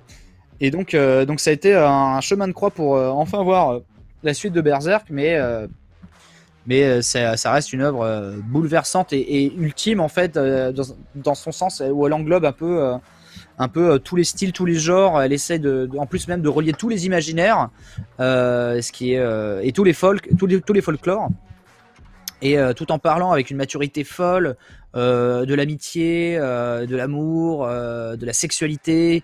C'est vraiment un truc très sulfureux. Et d'ailleurs, je peux que me réjouir du succès que ça a, parce que en fait, c'est vraiment pas à mettre entre toutes les mains en soi. Ah non, c'est un seinen qui est totalement violent. Effectivement, il y a pas mal de choses qui sont pas du tout à mettre devant, enfin entre toutes les mains, et surtout à voir par tous les enfants et autres. C'est un manga pour adultes, ça c'est clair, net, précis. Ouais. Mais c'est un pilier de la dark fantasy pour moi en manga. C'est le. Voilà. De toute façon, Dark Souls, etc. doit tout au design de Miura, quoi. C'est vraiment. Ça, quand tu joues là, en ce moment, tu vois, il y a Demon's Souls qui est ressorti sur PS5. C'est impossible de ne pas penser à Kentaro Miura quand tu vois les designs de Demon's Souls, de Dark Souls, que ce soit les monstres, que ce soit les armures, que ce soit les animations, que ce soit. C'est d'ailleurs presque dommage, même si j'aime beaucoup les musiques de Dark Souls, qu'il n'y ait pas du Kentaro Miura, enfin du Susumu Hirasawa à la BO sur un épisode. Ce serait bien sur un nouveau jeu, tu vois, genre par exemple si Elden Ring avait une musique de Hirasawa, ce serait vraiment stylé, parce que vraiment quand tu voyais Berserk en Dark Fantasy, vous imaginez pas que vous allez avoir une espèce de techno à la Jean-Michel Jarre japonais expérimental par-dessus, et pourtant ça fonctionne de ouf. Et maintenant pour moi c'est indissociable de Berserk, la musique ambiante de Kentaro Miura, enfin de Susumu Hirasawa sur la première série. Elle est incroyable cette musique, quoi. Bon, Alors, du coup, Berserk, je suis totalement d'accord. Ouais, non, c'est fou. Tu fais un heureux, là-dessus. Je vais. J'hésitais avec Ken, qui est un gros manga du cœur, ou Gun, qui est vraiment une œuvre d'une maturité folle et qui va très très loin. Mais je peux vraiment pas penser à autre chose qu'à Berserk si j'ai pas le temps de réfléchir, quoi. C'est très bien. C'est très bien. Ne t'inquiète pas, là, tu m'as conditionné. Je vais me les relire. Merci beaucoup, Ben. Très bien. Ben, tu le sais, je suis dans le milieu de l'e-sport. Toi, tu es devenu streamer aussi. C'est-à-dire que tu as streamé pour des structures, tu continues à streamer sur ta page, tu as tes partenariats, tout ça. L'événementiel est mort en ce moment, mais l'e-sport arrive à survivre grâce à des plateaux et autres. Ouais. Toi, je voulais te savoir, qu'est-ce que tu pensais un petit peu de l'avènement de l'e-sport en France et dans le monde? Est-ce que ça te touchait? Est-ce que c'est un milieu qui t'intéresse? Explique-moi un petit peu tout ça. Moi je me suis surtout intéressé via le versus fighting, même si ça a toujours été le fantasme de se dire quand j'étais au collège, il paraît qu'en Suède ils ont des championnats de Counter Strike, ouais j'y crois pas, ta gueule. Tu sais, genre c'était pas compliqué quoi d'imaginer justement ce que ça pouvait être le vrai e-sport quand moi j'avais pas internet alors qu'il y avait déjà la QuakeCon aux États-Unis ou avec des championnats du monde de Quake. Sur ma gueule, tu vois, alors que j'avais 10 balais. Finalement, c'est devenu une espèce d'évidence quand tu vois la culture du versus fighting et tout, et de se dire, bah oui, c'est logique de se dire qu'il y a, quand tu as des jeux comme Street Fighter ou même Tetris, il y a forcément un champion, il y a forcément un meilleur, il y a forcément moyen de faire des Olympiades sur ce genre de jeu. Pareil pour Rocket League aujourd'hui ou des trucs comme ça. Et du coup, c'est super fascinant. C'est un autre univers du gaming, vraiment quoi. Ça demande un autre genre de skill. C'est pas fait pour comme le vrai sport de haut niveau. Hein, c'est pas fait pour tout le monde. C'est pas tout le monde qui peut devenir genre champion d'un FPS ou champion de LoL, etc. C'est un taf qui est genre absurde en termes de masse ou de conditionnement. Et du coup, moi, je suis très très fan de l'e-sport sur Street Fighter. J'adore le regarder en stream. On a des champions en plus en France qui sont vraiment stylés. On fait un gros bisou à Luffy et à gros bisou à Luffy, à mon sensei et Kayane. Et du coup, moi, je vois ça quand même d'un œil particulier parce que effectivement, des fois, et c'est un constat qui est peut-être qui a vérifié à long terme, mais c'est vrai que l'e-sport c'est un pari qui a l'air même d'aller plus loin que le streaming en lui-même, alors que il y a une belle courbe de progression du streaming dans les usages, etc. Et l'intérêt pour l'e-sport, il m'a pas l'air aussi exponentiel en termes de progression, alors que par contre les budgets ont l'air d'aller en cascade. Mais finalement, voilà, l'histoire me donne tort parce que tu as genre des événements comme Fortnite, etc. où vraiment là, on se rend compte qu'il y a des nouvelles générations qui baignent dans l'e-sport de A à Z. Il y a des gamins, ils ont 14 ans, ils se posent pas la question de savoir si c'est legit ou pas d'avoir de l'e-sport, si tu veux, ou de parler d'e-sport ou du champion de Fortnite à la cour de récré. Pour eux, c'est naturel, tu vois, ils ont vécu avec ça et c'est stylé, alors que moi je suis là genre oh mais bon, est-ce que c'est bien sérieux ces tournois enfin tu vois, alors que moi les news e-sport que j'ai sur mon flux Twitter, c'est comme quoi il y a encore aujourd'hui un championnat du monde de Kick-Off 2 sur Amiga tous les ans en Angleterre avec des mecs qui ont 50 piges quoi. Ah oui, quand ils même. ont 50 piges, ils ramènent le joystick Amiga, ils sont là genre je t'ai enculé encore et hop, et voilà, et puis tu vois, genre je sais pas, ils doivent gagner sur Kick-Off 2, les mecs doivent gagner un fish and chips, tu vois. Mais c'est legit. C'est-à-dire que et ça existe depuis longtemps, tu vois. Et donc, l'e-sport n'a pas attendu le streaming pour exister. Pareil au Japon. Hein. Au Japon, tu peux aller au pif dans une salle d'arcade et puis, tu sais pas, mais c'est le championnat du monde de Fatal Fury spécial, tu vois. Et puis, mais c'est le championnat du monde à la japonaise. Donc, c'est en une première victoire, quoi. C'est-à-dire, c'est en mort subite le truc. Hein. C'est le champion du monde, c'est celui qui a tué toute la salle, qui est jamais mort. Et puis voilà. Et à la fin, on lui rend son crédit de 100 yens et voilà, il est champion pendant 1 an. Mais c'est tout, quoi. Tu vois, il y a pas de. Et donc, c'est vraiment. Moi, l'e-sport, je me sens pas spécialement concerné, même si il n'y a pas de jeu où je suis vraiment tryhard, à part Magical Drop 3 et un peu Street Fighter 5 et 2X. Mais depuis pas longtemps, alors qu'il y a des gens qui jouent à 2X depuis 25 ans. Mais ça reste quelque chose qui est derrière lequel il y a une énergie qui est vraiment qui est vraiment, on va dire, palpable et galvanisante. Et enfin, pour l'anecdote, par exemple, j'avais loupé mon avion pour aller à Paris regarder, encourager notamment Luffy et tous les champions français au Red Bull Comité, un week-end quand j'habitais encore en Finlande. Et finalement, j'ai quand même payé mon billet d'avion en mode genre, bah, tant pis, je m'en bats les couilles, je repaye un billet d'avion maintenant, je pars tout de suite. Et du coup, ça m'a coûté 600 balles d'aller-retour juste pour aller voir le Red Bull Comité et repartir le lendemain, quoi. Ouais, c'est Juste pour profiter de l'ambiance, alors que c'était bien streamé. Non, mais non, mais c'est parce que tu avais envie de vivre. Enfin, moi qui suis host e-sportif, donc qui ai l'habitude d'évoluer sur une scène, je peux vous dire que regarder une compétition en live, ça veut dire enfin en stream, et regarder en live avec l'ambiance, ça n'a rien à voir. Non mais les gars, ça n'a strictement rien à voir. Ah non, mais c'est comme regarder un concert à la télé. Hein. Ah mais oui, mais totalement. C'est exactement pareil. Ouais. C'est comme regarder un concert à la télé. Red Bull Comité, c'est vraiment le feu notamment. Ah oui, c'est super bon. Le Red Bull Comité, c'est énorme. Il faudrait que j'en fasse un jour. Si un jour ils en font sur Paris, ça m'intéresserait. Il faudra que je demande ça à 5K d'ailleurs. Et justement, je parle de 5K. Tu sais où je vais en venir. Il y a peu est sorti donc l'intégralité de Hard Looter, donc l'émission rétro fait au Japon avec toi, Monsieur Karaté et Asenka, justement. Donc vous allez looter du rétro et pas que. Dans des magasins, des petits magasins comme ça, des petites adresses que personne ne connaît dans Tokyo. Comment ça s'est passé ton arrivée dans l'émission? Comment Asenka a pris contact avec toi? Comment ça s'est passé en fait? En fait, c'est drôle parce que là, tu vois, dans ma tête, c'est vieux parce que c'est l'an dernier, là, exactement il y a un an, je rentrais du Japon pour le tournage de la saison 2 de Hard Looters, qui a fini par sortir en Blu-ray en ce début d'année et qui vient d'être diffusé cet été sur No Life, enfin sur Game One. Et du coup, c'est frais dans la tête de beaucoup de gens, alors que moi, genre, justement, là, j'ai cette espèce de frustration de me dire, genre, c'est bizarre, là, on est en fin d'année, je suis pas au Japon, on n'est pas en train de bosser sur la saison 3.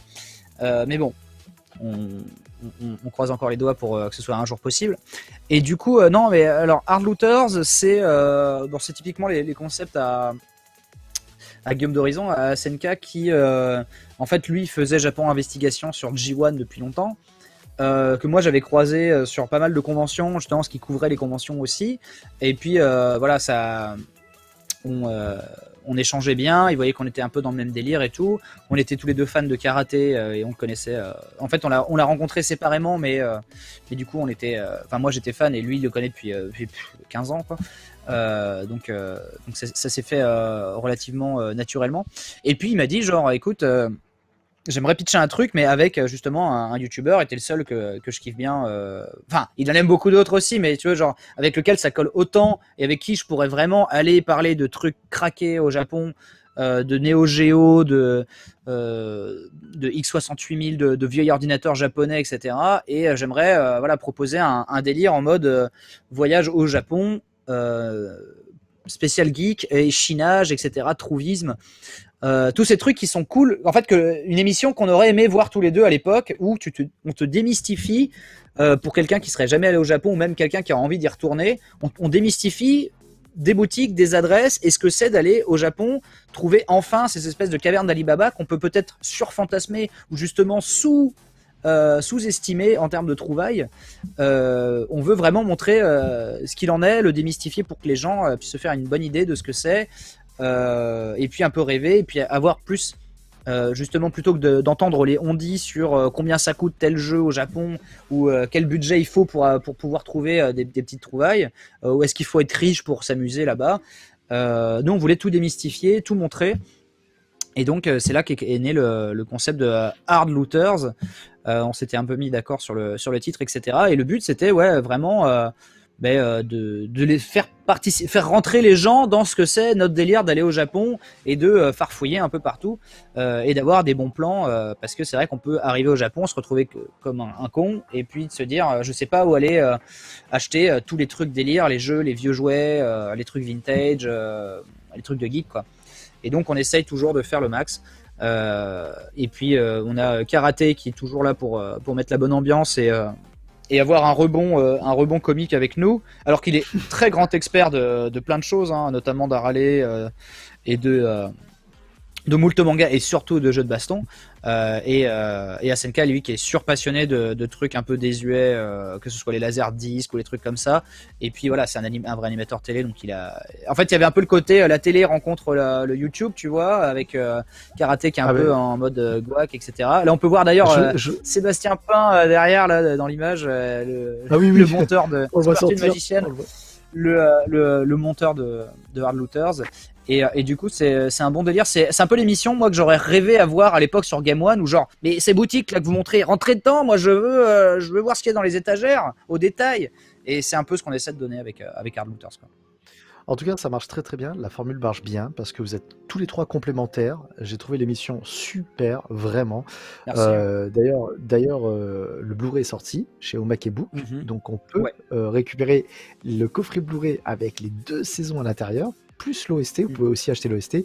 Moi, j'ai trouvé que c'était génial. En bonus, il y en a pour aussi longtemps. Il y a autant de bonus que d'émissions. Hein. Donc il y a à peu près 10 heures de bonus. Par contre, il y a un seul défaut dans cette émission, je te le dis Ben, parce que tu es un ami, je préfère te le dire, c'est qu'il n'y en a pas assez. On a envie d'en voir plus. Mais c'est vrai que c'est infini comme concept parce que tu as envie de... C'est exactement... Mais le pire, c'est que c'est vraiment ça le Japon, c'est-à-dire que tu peux passer une semaine à Akihabara et écumer toutes les boutiques. Une fois que tu seras rentré chez toi, tu auras envie d'y retourner ou d'aller ou de te dire genre, mais attends, il y a toi d'autres boutiques, je suis pas allé, ça se trouve, ils avaient ci, ils avaient ça. Et vraiment, effectivement, nous, on est chaud pour en montrer toujours plus aux gens. Et puis même de voir l'évolution d'une année sur l'autre. Peut-être que les prix ont changé, peut-être que des boutiques ont fermé. Là, justement, il y a eu plein de fermetures de salles d'arcade, donc ça peut être intéressant de voir comment... tu vois, il y a aussi un côté capsule temporelle, parce que ça se trouve, on allait dans des lieux qui, dans 5 ans, seront plus là. Et là, tu as un documentaire qui te montre exactement à quoi ça ressemblait en immersion, quoi. Et puis on se fait des clips avec la musique et tout, notamment avec Squartune aux manettes qui a toujours les bonnes OST à proposer. On essaie de faire en sorte que ce soit une émission détente. Ce qui est drôle, c'est que tu vois, elle a un succès plutôt d'estime, on va dire, sur ma chaîne YouTube. Hein. C'est pas du tout, c'est pas du tout ce qui me ramène le plus de monde ou quoi que ce soit par rapport à Hard Corner, par exemple. Mais on a un beau succès d'estime. C'est-à-dire que les gens qui kiffent vraiment et sont vraiment toujours présents. Le Blu-ray c'est autofinancé, donc encore une fois ça c'est cool parce que sans les gens qui auraient précommandé le Blu-ray il n'y aurait pas de saison 2. Et finalement quand Game One là a diffusé la saison les 2 saisons cet été, apparemment pareil, très beau succès d'estime à la télé. Et donc finalement je suis content qu'Hard Corner ait trouvé son public alors que c'était niche déjà sur ma chaîne, qui était déjà niche par rapport à d'autres gens. Et se dire qu'il y a quand même une appétence, il y a quand même des gens qui veulent la suite, qui en veulent plus, et peut-être que ça va se faire. Ça fait vraiment plaisir parce que effectivement, Hard Looter, c'est à la base très casse-gueule, quoi. Ah oui, non, mais après le concept peut être très casse-gueule, le concept peut être de niche, mais en tout cas ça parle aux collectionneurs, ça parle aux amateurs. Et c'est ça qui est important. Et du coup, effectivement, je reviens sur ce que tu disais. C'est une émission qu'on aurait aimé avoir, nous, à l'époque, quand on avait 12 ans. C'était totalement le concept. Et donc, du coup, voilà, très très bien. Hard Looter, les 2 premières saisons, vous pouvez les avoir en coffret Blu-ray, donc chez Omakebook, ou vous pouvez les voir aussi sur la chaîne de Benzaï. Alors ça, c'est un des derniers projets, mais surtout, je voulais revenir, là, on va pas tarder à clôturer cette émission, finalement. T'as vu comme on parle beaucoup, c'est assez fou quand même. Il y a pas mal de choses à dire. Ah mais non, mais c'est très bien pour cette première interview ici. Donc petit secret entre gamers chez GameWorld, franchement c'est un plaisir.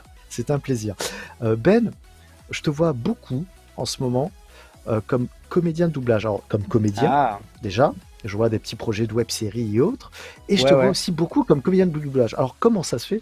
Alors déjà pourquoi? Parce que il y a pas longtemps sur GameWorld, j'ai streamé un jeu dans lequel tu apparais, qui s'appelle Pumpkin Jack. Pumpkin Jack, ouais, bien sûr. Voilà. Alors, d'où te vient cette passion? Je sais que tu aimes bien, tu as beaucoup d'amis, comme moi, dans les comédiens de doublage. Je sais qu'ils ont bercé notre enfance avec leur voix et autres dans tous ces dessins animés des années 80-90 que l'on a eu. Je pense que ça vient un petit peu de là, mais pourquoi t'aventurer justement dans le doublage de jeux vidéo, de dessins animés aussi? Comment ça t'est venu? En fait, c'est venu un peu naturellement. Moi, je reste un grand fan, comme tu disais, des doublages à l'ancienne, avec lesquels j'ai grandi. Il y a des films que je ne peux pas imaginer autrement qu'en VF, tu vois, ou même des séries, hein, genre j'ai le coffret Ken le Survivant, je le regarde. Si je dois le regarder, c'est en VF avec la voix de Philippe, du regretté Philippe Auguste. Pareil pour Musclor. Musclor, ça m'intéresse pas de le regarder en anglais, tu vois. J'ai envie de regarder Musclor en français parce que justement, il y a plein de choses qui sont rajoutées dans la voix. En ce moment, je regarde un petit peu Jamie les hologrammes. La VF, elle est à se tordre de rire. Tu vois, par exemple, pour moi, l'un des trucs les plus ouf, ça a été non pas que Dragon Ball Super existe, ça a été quand ça est arrivé en français, parce que réentendre la voix de Sangoku en français, ça m'a vraiment fait des feels indicibles, tu vois. Et le pire, c'était quand j'ai pu rencontrer le casting de Dragon Ball Z. Ça fait vraiment quelque chose. Donc, j'ai une admiration sans faille pour les gens qui donnent de la voix comme ça et tout. Et c'est vrai que plus tu t'éduques sur ce sujet, plus tu te rends compte en fait que tu es souvent plus fan de la voix que, de l'acteur qui faisait la voix que de l'acteur lui-même. Notamment, par exemple, je pense au regretté Patrick Poivet. Je pense pas que la sympathie qu'on a pour Bruce Willis serait équivalente avec une autre voix en français, tu vois, que celle de Patrick Poivet. Pareil pour, tu vois, il y en a un qui est malheureusement décédé il y a encore plus longtemps, qui est Mark Alphonse, qui était la voix de Russell Crowe depuis Gladiator et même avant, et qui a été mythique dans un nombre incalculable de jeux vidéo, tu vois, genre BioShock, c'est lui la voix de Andrew Ryan dans ton oreille pendant tout le jeu. Il fait la voix de je sais plus combien de gens dans Oblivion, et les répliques cultes de jeu, c'est aussi un acteur qui les a données, tu vois. Bref. Et moi, arrive un moment où j'aimais beaucoup donc refaire de la voix off sur mes propres vidéos ou donner de la voix dans mon micro, jouer avec ça.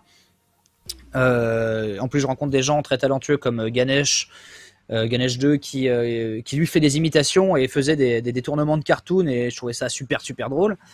Et arrive le moment où il y a justement Star Barbare, sorti par mon pote Harry Partridge, que je connais depuis l'époque That Guy with the Glasses, pour ceux qui ont suivi le début de cette interview.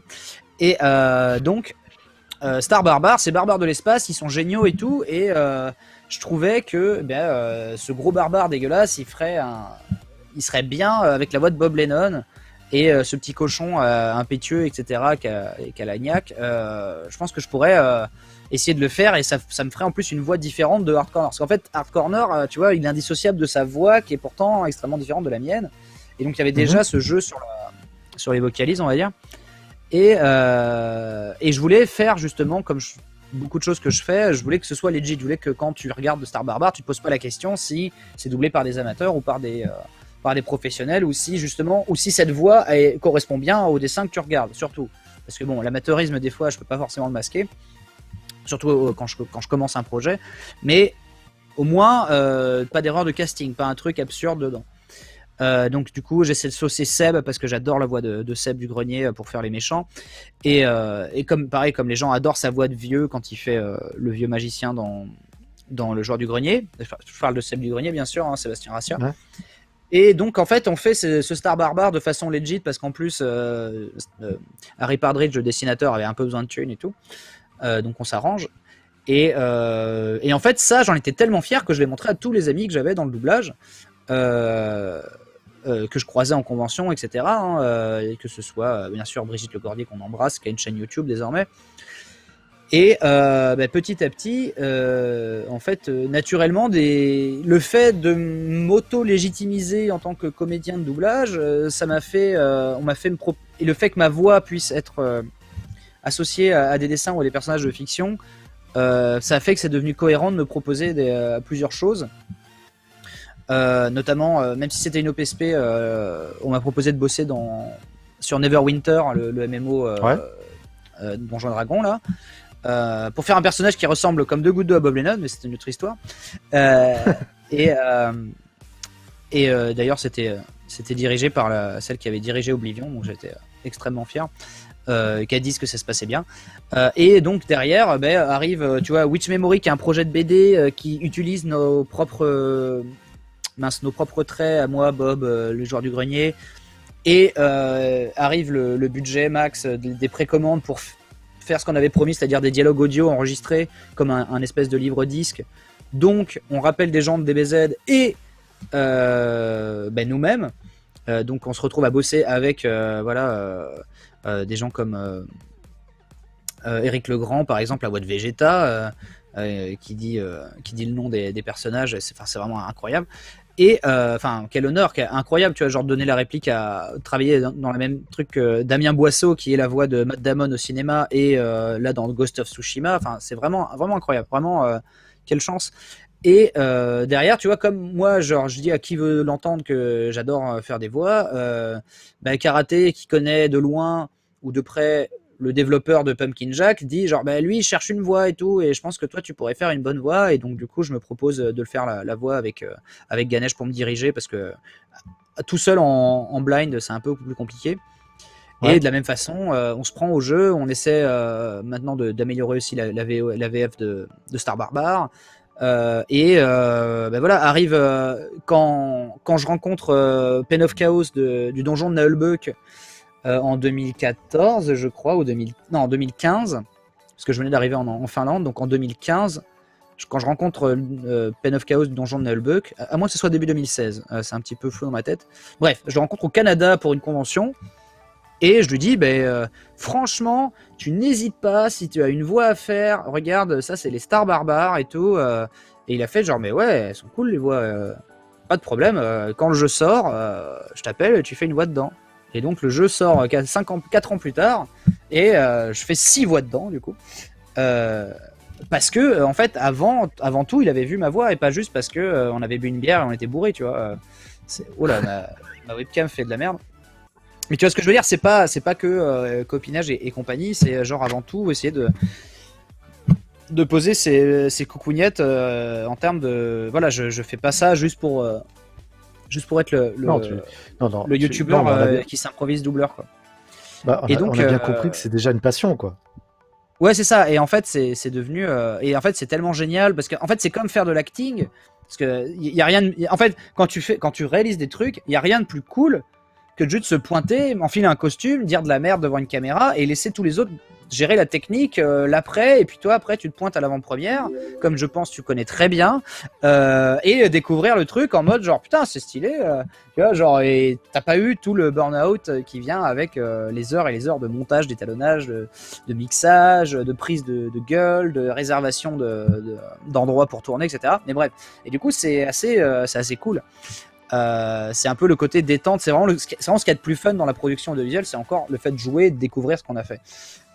Du coup l'acting c'est vraiment ça, plus, et là en plus dans le dessin animé, dans le jeu vidéo, c'est genre t'as déjà le résultat devant toi et tu fais de l'acting directement, et alors que t'es en slip et tout, donc c'est encore plus simple entre guillemets, mais du coup tu te concentres surtout sur ta performance vocale. T'as pas besoin de penser à genre attends, est-ce qu'on voit le reflet dans mes lunettes, est-ce que là j'ai bien mis le micro, etc.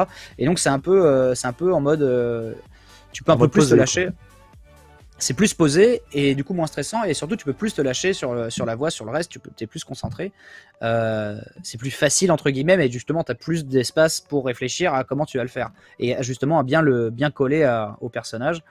Et donc c'est vraiment génial, et là j'ai la chance du coup d'être à l'affiche de 4 jeux, parce qu'il y a donc le donjon de Nullbuck, dans lequel vous pouvez m'entendre, Pumpkin Jack, dans lequel vous pouvez m'entendre aussi, qui a eu d'excellentes notes en plus, donc c'est génial. Oui, très bon, je l'ai fini en live, très sympa. Et qui est développé par une seule personne, c'est incroyable. Ouais, qui a 23 ans en plus, enfin genre ce qui vraiment m'énerve limite, quoi, tu vois, mais bon. Aussi Bounty Battle, qui est un espèce de Smash indépendant sur Steam, avec pas mal de personnages de jeux indépendants en guest, et vous m'entendrez si ça sort en fin d'année, parce que là il va peut-être être repoussé, dans Starlink, qui est un point and click dans lequel vous entendrez plein de copains, dont moi, très indépendants, ouais, dont toi, voilà, et du coup vous allez m'entendre dans Starlink. Et, effectivement, et cool. Surtout, j'ai fait aussi une scène je fais aussi des voix pour un jeu indé qui s'appelle Onirisme, qui est un jeu français qui est en early access, mais ils font que de rajouter du contenu à tir à l'arigot, et du coup il y a Bob Lennon d'ailleurs qui fait aussi une voix dedans, et donc et j'ai pu faire une voix là-dessus, et vraiment franchement je suis refait, toujours une grande sauce de donner de la voix, quoi. J'ai envie de te dire, tu as tout dit. Et puis oui, effectivement, on connaissait Benzaï, le youtubeur. Là, on sait maintenant que tu fais du doublage. Et franchement, tu le fais très très bien. Je peux te le dire parce que j'ai entièrement fait Pumpkin Jack. Ouais. Ultra apprécié. Il est cool, hein. Il est très très bon. Et c'est vrai que j'ai mis un peu de temps pour comprendre que c'était toi, parce que j'avais lu une news comme quoi tu avais participé au jeu. Et c'est en entendant donc la voix du narrateur, j'étais comme ça, je faisais ah oui, mais c'est bien Benzaï en fait qui fait le narrateur et tout. Et donc je sais que c'est un exercice qui est dur, vraiment. Et je te félicite parce que tu le fais très très bien. Et ça c'est cool. Et j'espère te voir dans d'autres productions parce que tu es quelqu'un qui, en plus de bien jouer, je trouve que tu joues bien la comédie. Et ça c'est cool. Donc moi j'aimerais te voir encore plus dans de la comédie. 2020, ça a été quand même une année folle parce que j'ai pu jouer dans Groland. Genre, je suis quand même sur la chaîne YouTube, notamment sur la chaîne YouTube de Groland, mais c'est passé sur Canal+ et tout. Et du coup, j'ai, grâce à Francis Kunz et sa fille que je salue, j'ai pu jouer dans Groland aux côtés de Benoît Delépine et Gustave de Kervern. Et c'était assez impressionnant, tu vois, d'aller dans les locaux de Canal+, sur le plateau du Groland, et de donner la réplique à ces vieux briscards du PAF, quoi. Enfin, franchement, là, les mecs, c'est vraiment des exemples. Enfin, c'est des mentors, limite. Ils sont vraiment tellement loin dans le game. Et du coup, ça s'est super bien passé. Ils étaient très contents.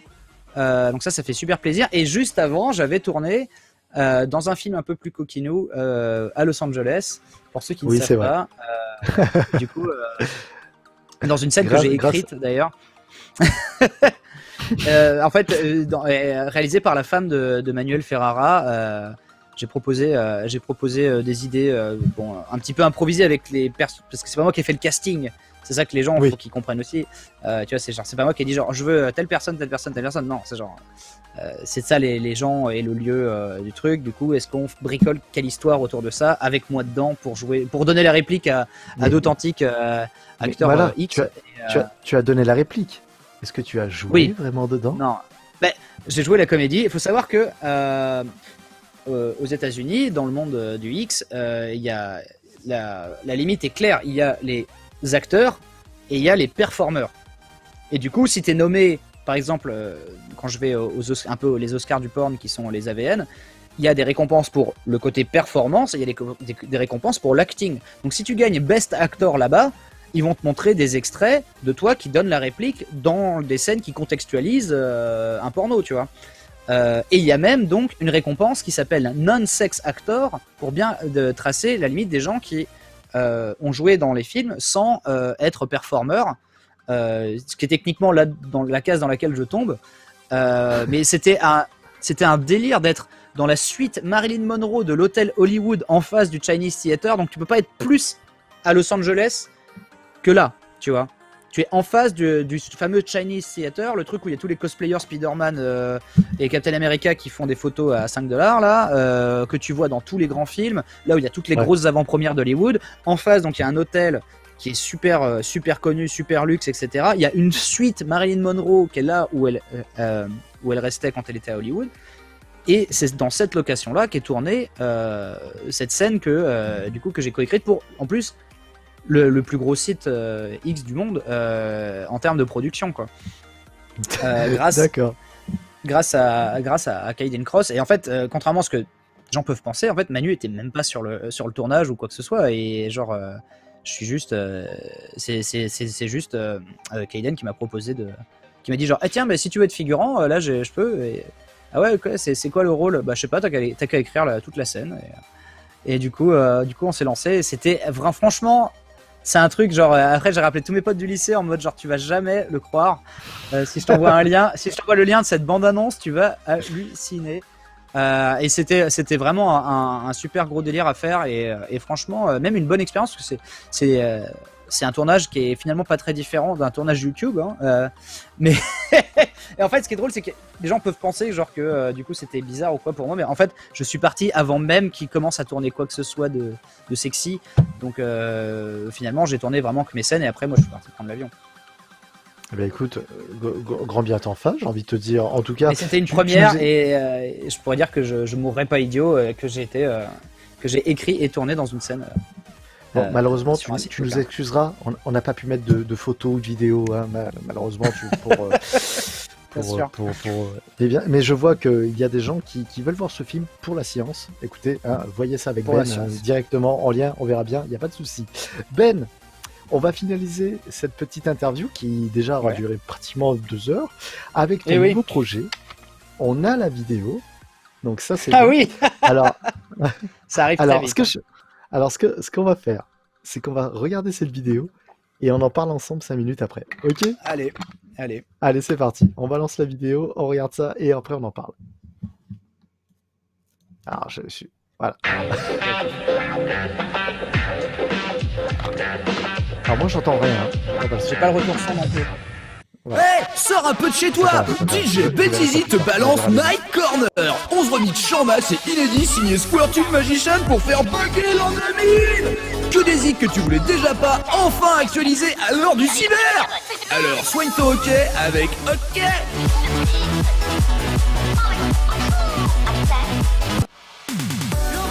Reste frais avec Coco.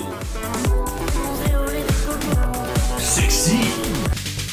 Réchauffe ton Noël avec Chaudasse de nuit.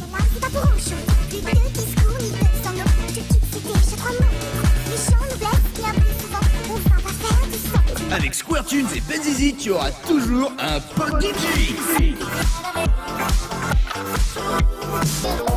Incroyable, Squirtunes a même remixé ta daronne pendant ses nuits vidéo.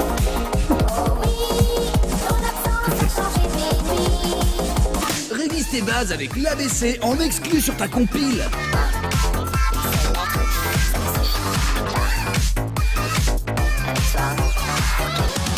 Fais-les toutes mouillées avec l'eau de là-haut. C'est la meilleure.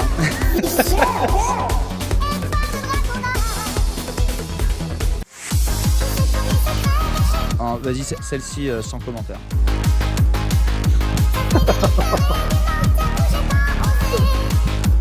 Même les Pokémon passent entre ses doigts avec DJ Betizy à écouter sur la route. Attention aux accidents. Et fini les blagues à Toto quand Rose Lorraine se fait gérer par Squirtunes.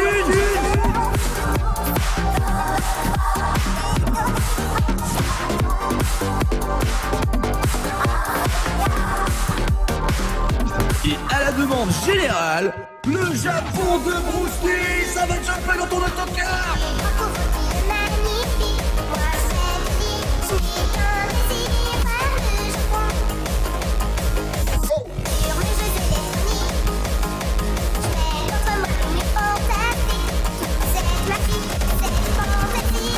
Si tu veux savoir ce que le Père Noël écoute sur son autoradio, bah cherche plus, on a la réponse. Night Corner, c'est ta copine sûre pour ambiancer tes copines.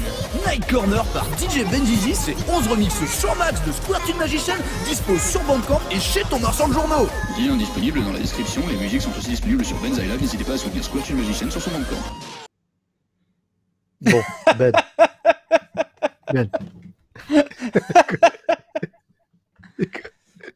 Écoute-moi, je sais pas si je dois te détester ou te remercier de me faire revivre mes années d'adolescence dans les fêtes foraines. Vraiment. Tes années Makina, quoi. Mes années Makina, effectivement. Bon, alors, tu sais quoi, franchement, j'avais peur, mais écoute, gars, c'est propre. C'est très propre. Ah, ouais. C'est Squirtle Magician, hein, genre c'est un professionnel. Si on lui dit, écoute, il faut que ce soit un truc d'auto-tamponneuse, il le fera parfaitement. Et cette superbe photo de Seb avec ce corps bodybuildé. T'as vu, il est comme ça dans la vraie vie. Il est comme ça dans la vie, bien entendu. Oh, putain, non, mais c'est tout est énorme. Attends, bon, j'en ai mal aux zygomatiques, s'il te plaît. À venir, donc, une authentique compile à écouter sur Bandcamp ou sur Benzaï Live, de remix Nightcore un peu Machina, de 11 titres totalement random qui n'existaient pas encore en Nightcore sur YouTube, il faut le savoir, parce que sinon il y avait tout à faire. Tu vois. Mais non, là j'ai pris exprès des trucs où si tu tapes machin Nightcore, ça n'existe pas. Et du coup, il y a OK, il y a l'ABC pour casser, il y a Africa de Rose Laurence, Menu vidéo de Régine, Mon pote le DJ de François Valéry. J'ai 13 ans, 13 envies de je sais plus comment elle s'appelle cette chanteuse. Il y a le Japon, quoi. Voir le Japon de Fred Ludovic, je crois. Bref, mais alors, du coup, ça sort quand tout ça? Les sons sont maléfiques, ça sort avant la fin de semaine. Parce que en gros, là, il faut juste qu'on prévoit bien l'upload, etc. Et puis après, la bande-annonce sort sur Benzaï TV, enfin ce que vous avez vu là. Et ensuite, les clips sont séparément sur Benzaï Live pour que tu puisses te faire ta playlist. Et puis le reste, ça roule, quoi. Et Alors, après, sur le Bandcamp, bien sûr. Petite question, parce que tu le sais, ça m'intéresse bien entendu. Vinyle, CD, comment ça se passe? Alors, on n'a pas, ça va rester du Bandcamp en termes de remix sous le, on va dire sous le hashtag de remix, parce que on n'a pas tous les labels, on n'a pas toutes les autorisations pour revendre les remix, les éditer en vinyle, etc. Franchement, ça me ferait tellement plaisir d'avoir un vinyle crade comme ça, avec la jaquette en mode plus grande discothèque du monde. On s'est chauffé. Square-Tune a été génial. Parce qu'à la base, moi, c'était un espèce de fantasme. Un soir, en stream, on s'amusait à accélérer certaines musiques qui me faisaient marrer. En mode genre, et après je mettais du boom boom par dessus en mode genre putain c'est génial, et Square bien sûr est arrivé avec son professionnalisme, il a fait non attends, moi je vais faire vraiment le vrai truc Machina dégueulasse quoi. Et donc franchement on aimerait que vous passiez le nouvel an avec la compil Night Corner quoi. N'en dis pas plus, je pense que tu vas faire rêver de nombreuses personnes à travers le monde avec cette compil. Toute la France qui vont passer, qui vont certainement je pense faire leurs enfants sur cette compil aussi, je pense. J'en souhaite. Félicitations Ben. Félicitations, Ben, président. C'est tout ce que j'ai à dire. Pas de problème. Mais le pire, c'est que genre la bande-annonce c'est en mode grosse blague, mais il y a des sons qui passent de fou et que je me suis surpris à réécouter et tout, notamment le Chaudas de nuit, il est vraiment génial, et l'eau de là-haut il pulse de fou, c'est très très dur de pas s'ambiancer. Il y en a vraiment qui sont en mode blague, mais il y en a d'autres, franchement, c'est le feu quoi. Putain, je vais mater ça en regardant Initial D. Et comme ça, j'aurai vraiment tout Square-Tunes. T'auras tout Square-Tunes dans la tête, ouais. C'est bon. Mais non, mais c'est vraiment, je pense que c'est un bon son à écouter justement en bagnole ou avec des potes ou en nouvel an un peu éméché. Il y a vraiment, ce son a vraiment du potentiel, quoi. Bon, en tout cas, voilà. Ben, là, c'est une exclue. Écoute, c'est une belle exclue. Je suis content de l'avoir eu pour cette interview. En tout cas, écoute-moi bien. C'était parfait. On va finaliser cette interview sur cette exclue. Ben, merci beaucoup. Merci beaucoup d'avoir été avec moi sur ces presque 2 heures. Tu t'imagines que on a abordé pas mal de sujets. Il y a plein d'autres trucs à aborder avec toi, mais t'es intarissable. Et c'était un bonheur. Vraiment, c'était un bonheur de t'avoir avec moi live pour cette première interview de Petits Secrets entre gamers sur GameWard. Donc voilà, t'es le parrain, officiellement. Tu es le parrain de cette émission. Je te le dis. Et c'est un honneur.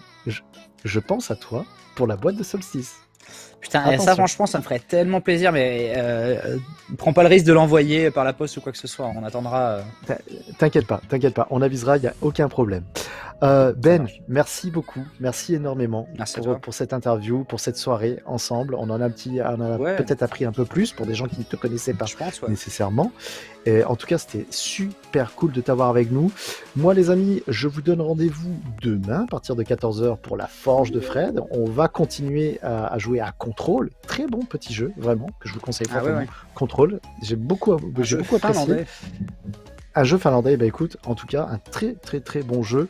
Merci beaucoup, Ben. On avait Benzaï avec nous ce soir. Très bonne soirée à tous. Pour cette première interview, cette première émission Petit Secret entre gamers chez GameWard. Des bisous game, des bisous à la commu, et je vous donne rendez-vous demain à partir de 14h. Bisous à tous, merci tout le monde. Bisous.